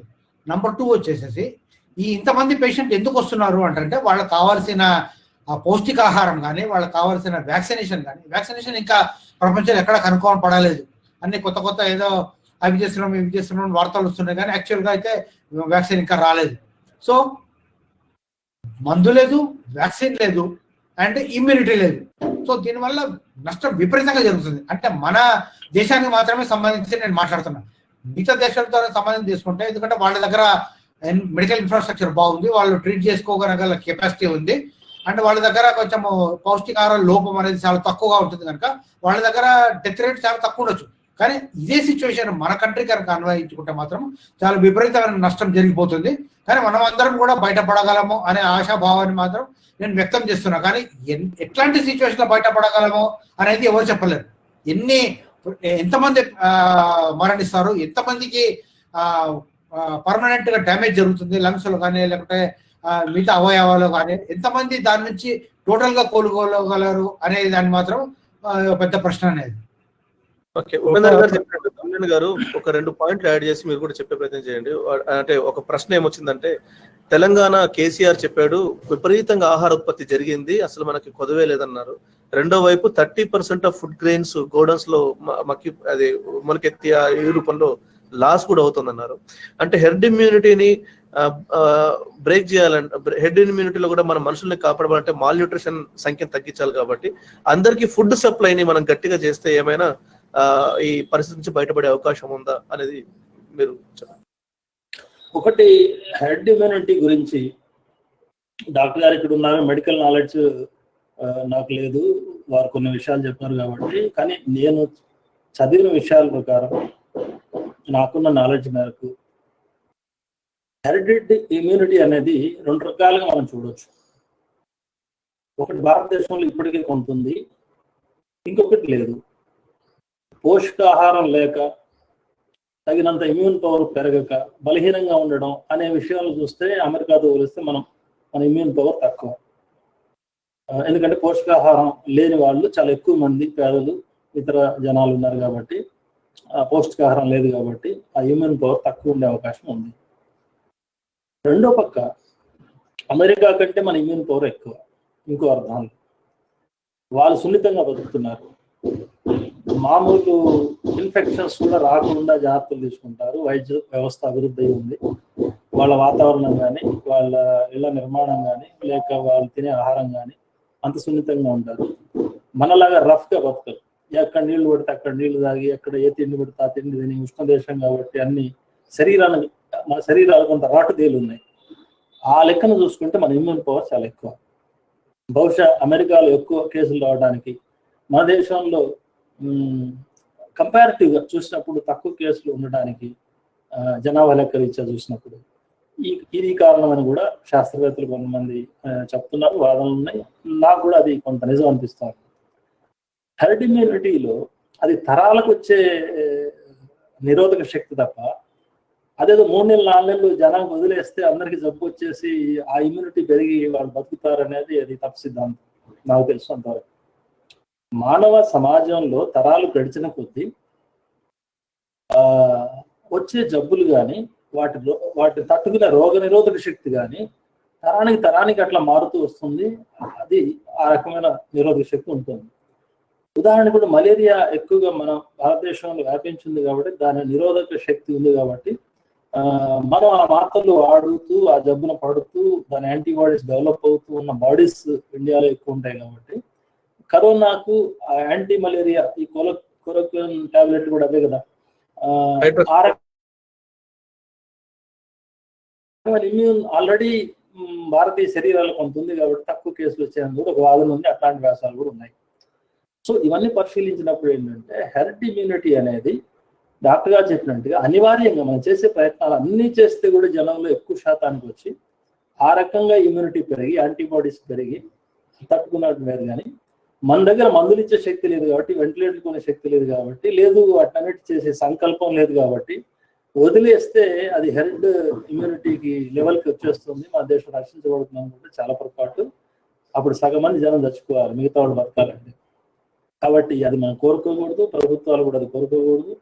ఏ తెలుగున్న ప్రభుత్వం కూడా అట్లా కోరుకుంటుందని అనుకోవట్లేదు. అది కొంత చర్చ పేపర్లో వచ్చిన మాట నిజం. మన పాలకుల యొక్క నిర్లక్ష్యం చూసి బహుశా వీళ్ళు అట్లా ఏమైనా కోరుకుంటున్నారేమో, హెర్డ్ ఇమ్యూనిటీని డెవలప్ చేయాలనే స్ట్రాటజీలు వెళ్ళిపోయారేమో తప్ప, సీరియస్ గా దుర్మార్గమైన ప్రభుత్వం అయినా సరే ఆ రకమైన స్ట్రాటజీలు ప్రభుత్వం అయితే నాకు అనిపించడం లేదు. కానీ ఇప్పుడు పరిస్థితి ఇప్పటికీ కూడా కంట్రోలబుల్లే. మనం జాగ్రత్తలు తీసుకోగలిగితే మన ఆర్థిక వ్యవస్థ కానీ, మన ఎక్విప్మెంట్ కానీ, మనకున్న డిసిప్లిన్ కానీ పరిశీలన చేస్తే గత 70 రోజుల అనుభవం చూస్తే కంట్రోల్ చేయడానికి ప్రభుత్వాలు సీరియస్గా పూనుకుంటే ఇప్పటికీ చేయి దాటిపోదు. కానీ ఇప్పుడు దాకా వీళ్ళు అనుసరించిన పద్ధతులు అయితే ఉన్నాయో ఆ పద్ధతులు అనుసరిస్తే మాత్రం ఇంకా అది కంట్రోల్ అయ్యే అవకాశం లేదు. చాలా పెద్ద ప్రమాదాన్ని మనం ఎదుర్కోవాల్సి ఉంటుంది అనేది నాకున్న అంచనా. చివరి ప్రశ్న మీ ఇద్దరికి కూడా. ప్రభుత్వాల చొరవ ఈ కరోనా నేపథ్యంలో ఈ కంటైన్మెంట్ దీన్ని మొత్తం ఎదుర్కోవడం కోసం తీసుకోవాల్సిన 1, 2, 3, 4 స్టెప్స్ ఏ 3 అంశాలు మనం చూస్తే ఏ 3 అంశాల్లో జోక్యం ఉంది అనుకుంటే చొరవ పెరిగినట్టుగా మీరు భావిస్తారు?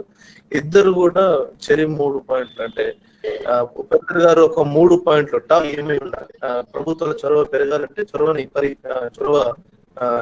కొలిసే అంశాలు ఏమై ఉండాలి? ఉపేంద్ర గారు. యాక్చువల్ గా ఇది ఒక పెద్ద కాంప్లికేటెడ్ క్వశ్చన్ అండి. 1, 2, 3 చెప్పే అవకాశం లేదు. యాక్చువల్గా ఒకటి ఏంటంటే ఇప్పుడు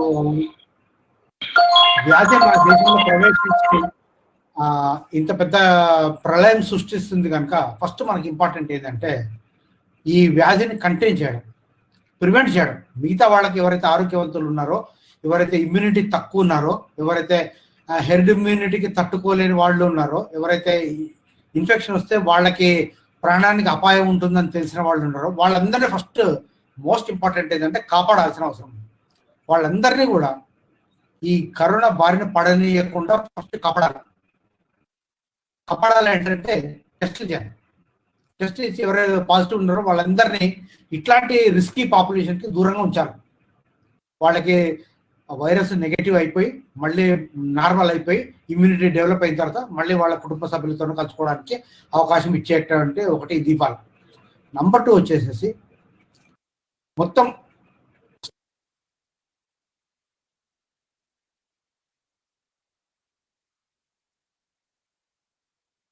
ఉపేంద్ర గారు బహుశా ఎక్కడైనా పవర్ సంబంధించి ప్రాబ్లం వచ్చిందేమో. ఉపేంద్ర గారు ఓకే, తమ్మినేని గారు మీరు కంటిన్యూ చేస్తుండండి, అంతలో ఉపేంద్ర గారు మళ్ళీ యాడ్ అవుతారు. టాప్ 3 ఏమై ఉండాలి? నేను అనుకోవడం తెలంగాణ రాష్ట్రానికి సంబంధించి కానీ, భారతదేశానికి సంబంధించి కానీ పరీక్షలు ఎక్కువగా చేయడం తక్షణ కర్తవ్యం తెలంగాణ ప్రత్యేకించి. ఎందుకంటే భారతదేశం చూస్తే కొన్ని రాష్ట్రాలు బాగా చేసినాయి, కానీ తెలంగాణలో మాత్రం ఇమీడియట్గా ఎక్కువ సంఖ్యలో పరీక్షలు చేయాలి. ఎక్కడెక్కడైతే కరోనా కేసులు ఉన్నాయో ఆ ప్రాంతాల్లో, మొత్తం జనాభా కాకపోయినా ఆ ప్రాంతాల్లో కంటైన్మెంట్ ఏరియాలు. కంటైన్మెంట్ అంటే కూడా ఇప్పుడు ఏం చేస్తున్నారు, కంటైన్మెంట్ ఏరియాలు లేవు, ఇప్పుడు కంటైన్మెంట్ ఇళ్ళే. ఏ ఇంట్లో అయితే కరోనా కేసు ఉందో ఆ ఇంటి వరకే కంచేస్తున్నారు తప్ప మిగతా పక్క ఇంటి కూడా పట్టించుకోవట్లేదు. కాబట్టి కంటైన్మెంట్ ఏరియాలు పెట్టాలి, ఆ ఏరియాల్లో విస్తృతంగా పరీక్షలు చేయాలి. ఇది ఒకటి ముందు చేయాల్సింది. రెండవది హాస్పిటల్స్లో బెడ్స్ సంఖ్య కానీ, హాస్పిటల్ సంఖ్య కానీ, సిబ్బంది రిక్రూట్ చేయడం కానీ, ఎన్ని వేల మంది భవిష్యత్తులో ముందుకు వచ్చినా సరే చివరి దాకా నెగిటివ్ టెస్ట్ వచ్చేదాకా హాస్పిటల్లో ఉంచి ట్రీట్మెంట్ చేయాలి. ఆ రకంగా చేస్తేనే కరోనా వ్యాప్తిని అరికట్టడానికి వీలవుతుంది. మూడోది పాక్షికంగా ఎక్కడెక్కడైనా సీరియస్గా ఉన్న ఏరియాలు, పట్టణాల్లో కానీ ఇంకెక్కడైనా కానీ ఉన్న చోట అవసరం అయితే పాక్షికంగా లాక్డౌన్స్ విధించే చర్యలు కూడా తీసుకోవాల్సి ఉంటుంది. ఆ రకంగా తీసుకున్నప్పుడు ఇప్పటికే ప్రతిపక్షాలు సూచిస్తున్నట్టుగా, వామపక్షాలు సూచిస్తున్నట్టుగా మంత్లీ 7,500 చొప్పున 6 నెలల పాటు ఇవ్వడం, 10 కేజీల చొప్పున 6 నెలల పాటు ఇవ్వడం చేయడం ద్వారా ఆర్థిక వ్యవస్థలో వచ్చిన లొడుకుని, పని లేకుండా పోయింది కాబట్టి కోట్ల మంది నిరుద్యోగులు అయిపోయారు, ఉపాధి పోయింది కాబట్టి వాళ్ళు ఆదుకోవడానికి అవకాశం ఉంటుంది. ఈ చర్యలు తీసుకోవడం అనేది తక్షణ అవసరం.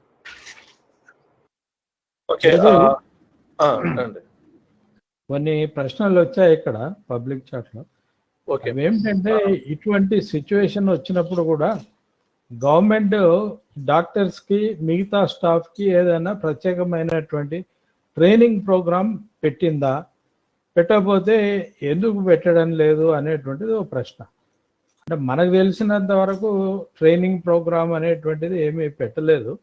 దీని మీద డాక్టర్ గారికి వేయాల్సినటువంటి ప్రశ్న కానీ ఆయన లేరు. తమ్మినేని గారు ఏదైనా ఉన్నారా? అయితే డాక్టర్ గారు చెప్తారు.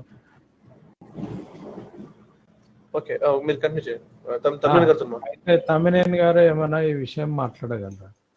స్పెషల్ ట్రైనింగ్ అనేది అవసరమే. కాకపోతే ఇప్పుడు ఐసీఎంఆర్ ఇచ్చే గైడ్లైన్స్ కానీ WHO గైడ్లైన్స్ కానీ కరోనాకు వేరే ట్రీట్మెంట్ లేదు అన్నారు కాబట్టి వాళ్ళు ఐసోలేషన్ లో ఉంచడం, మినిమం మందులు ఏమి ఇవ్వాలి కూడా ఇవాళ పేపర్లో కూడా కొత్త మార్గదర్శకాలు వచ్చినాయి మందుల గురించి.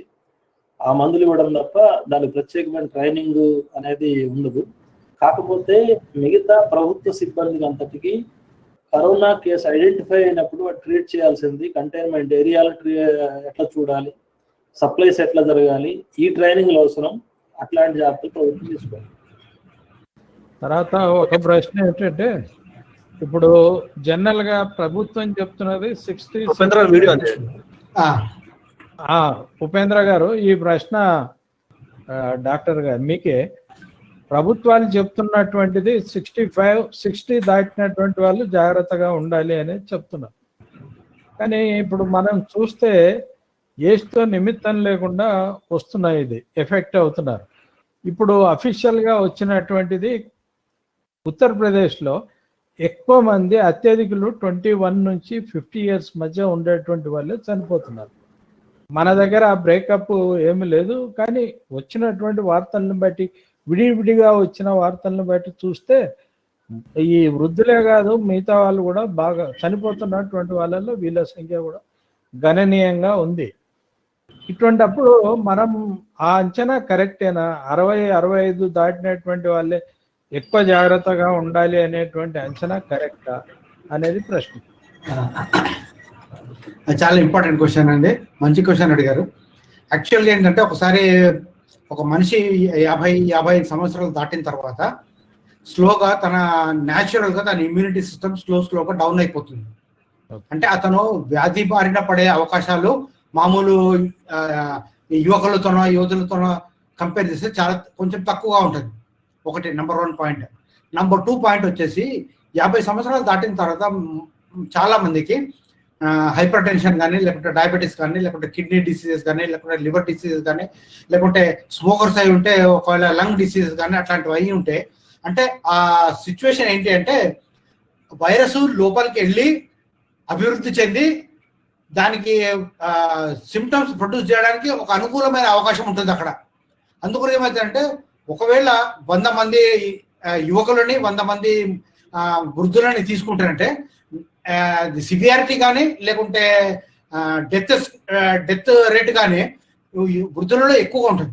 అందుకొరకు ఏంటంటే వృద్ధులకు ఆల్రెడీ ఒక కోమార్బిడ్ డిసీజెస్, ఆల్రెడీ వేరే వేరే వ్యాధులు ఉన్న వాళ్ళకి ఏంటంటే ఇది సోకనీయకుండా జాగ్రత్తలు తీసుకోవడం అనేది ఒక చాలా ఇంపార్టెంట్ ఇష్యూ అయిపోయింది. ఎందుకంటే వాళ్ళకి ట్రీట్మెంట్ ఇచ్చినా కూడా వాళ్ళు రెస్పాండ్ అయ్యే విధానం చాలా స్లోగా ఉంటుంది, చాలా తక్కువగా ఉంటుంది. అందుగురించనే వాళ్ళని పక్కన పెట్టడం అనేది జరిగింది. అది ఒక అంటే డిస్క్రిమినేషన్ కాదు, అది ఒక జనరల్ అబ్జర్వేషన్. వయోవృద్ధులని, చిన్నపిల్లలు, గర్భిణీ స్త్రీలు వాళ్ళకి స్వతహాగా for the time being immunity కొంచెం తక్కువ ఉంటుంది. అయితే మామూలు ప్రజలతో కంపేర్ చేస్తే వీళ్లకు రోగం వచ్చే అవకాశము ఎక్కువగా ఉంటుంది. రోగం వచ్చిన తర్వాత కూడా ఆ వ్యాధి సంక్రమణ, దాని వల్ల వచ్చే విపరీతమైన కాంప్లికేషన్స్, తర్వాత డెత్ చాలా ఎక్కువగా ఉంటుంది. అంటే మనం యూజువల్గా ఏంటంటే స్టాటిస్టిక్స్ కంపేర్ చేస్తాం. 100 మందిలో ఒక 20 మంది యువకులకు వస్తారంటే 100 మందిలో ఒక 70 మంది వృద్ధులకు వస్తుంది. 100 మందిలో ఒక 20 మంది వచ్చిన యువకులు ఒకరిద్దరు చనిపోతే, అంటే అందులో చనిపోవడానికి అవకాశం అందరికీ ఉంటుంది, కానీ 1-2-3 చనిపోవడం అవకాశం ఉంటే వృద్ధులలో ఒక 10-20 మంది చనిపోవడానికి అవకాశం ఉంటుంది. అంటే chances of disease, chances of death చాలా ఎక్కువగా ఉంటుంది. అందుగురించి మనం వృద్ధులని కొంచెము జాగ్రత్తలు తీసుకోవాలని చెప్పి ఒక ప్రకటన చేయడం జరుగుతుంది, కానీ వాళ్ళని డిస్క్రిమినేట్ చేయడం కాదండి. ఇంకో ప్రశ్న వచ్చిందండి. ఇప్పుడు ఈ పరిస్థితుల్లో గవర్నమెంట్ ఎందుకు హెల్త్ ఎమర్జెన్సీ అనేటువంటిది డిక్లేర్ చేయటం లేదు అనేటువంటిది ఒక ప్రశ్న. ఇది అవసరమా కాదా?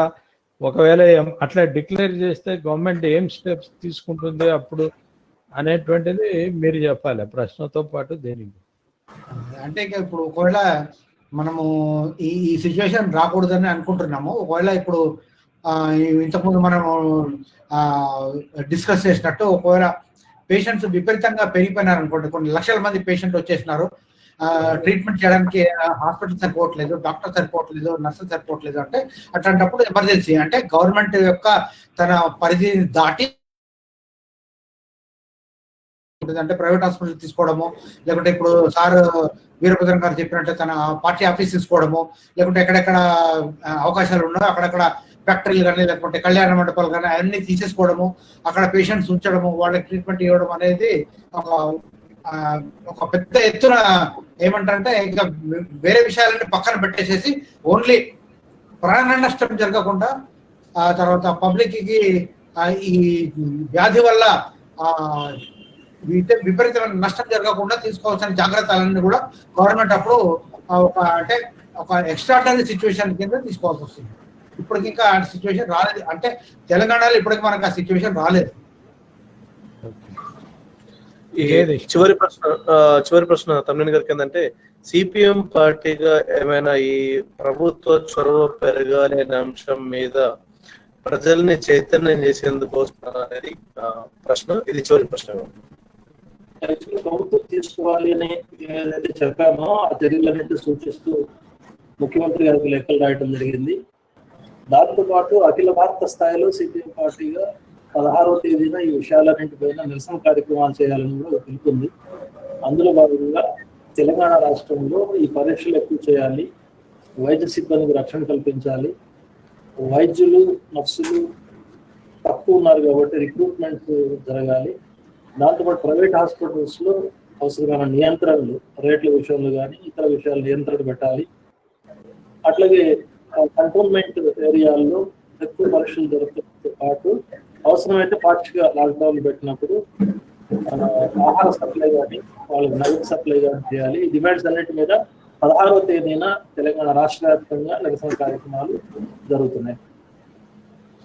ఓకే, సో మొత్తం మీద అయితే డాక్టర్ ఉపేందర్ గారు అండ్ తమ్మినేని వీరభద్రం గారు దాదాపు 109 నిమిషాల పాటు వాళ్ళ అభిప్రాయాలు చెప్పడంతో పాటు అనేక ప్రశ్నలకు కూడా సమాధానం ఇచ్చారు. ఓవర్ టు వినయ్ గారు. ఈ సెషన్ ని మనం కన్క్లూడ్ చేసుకుందాం. Okay, thank you Jagadish.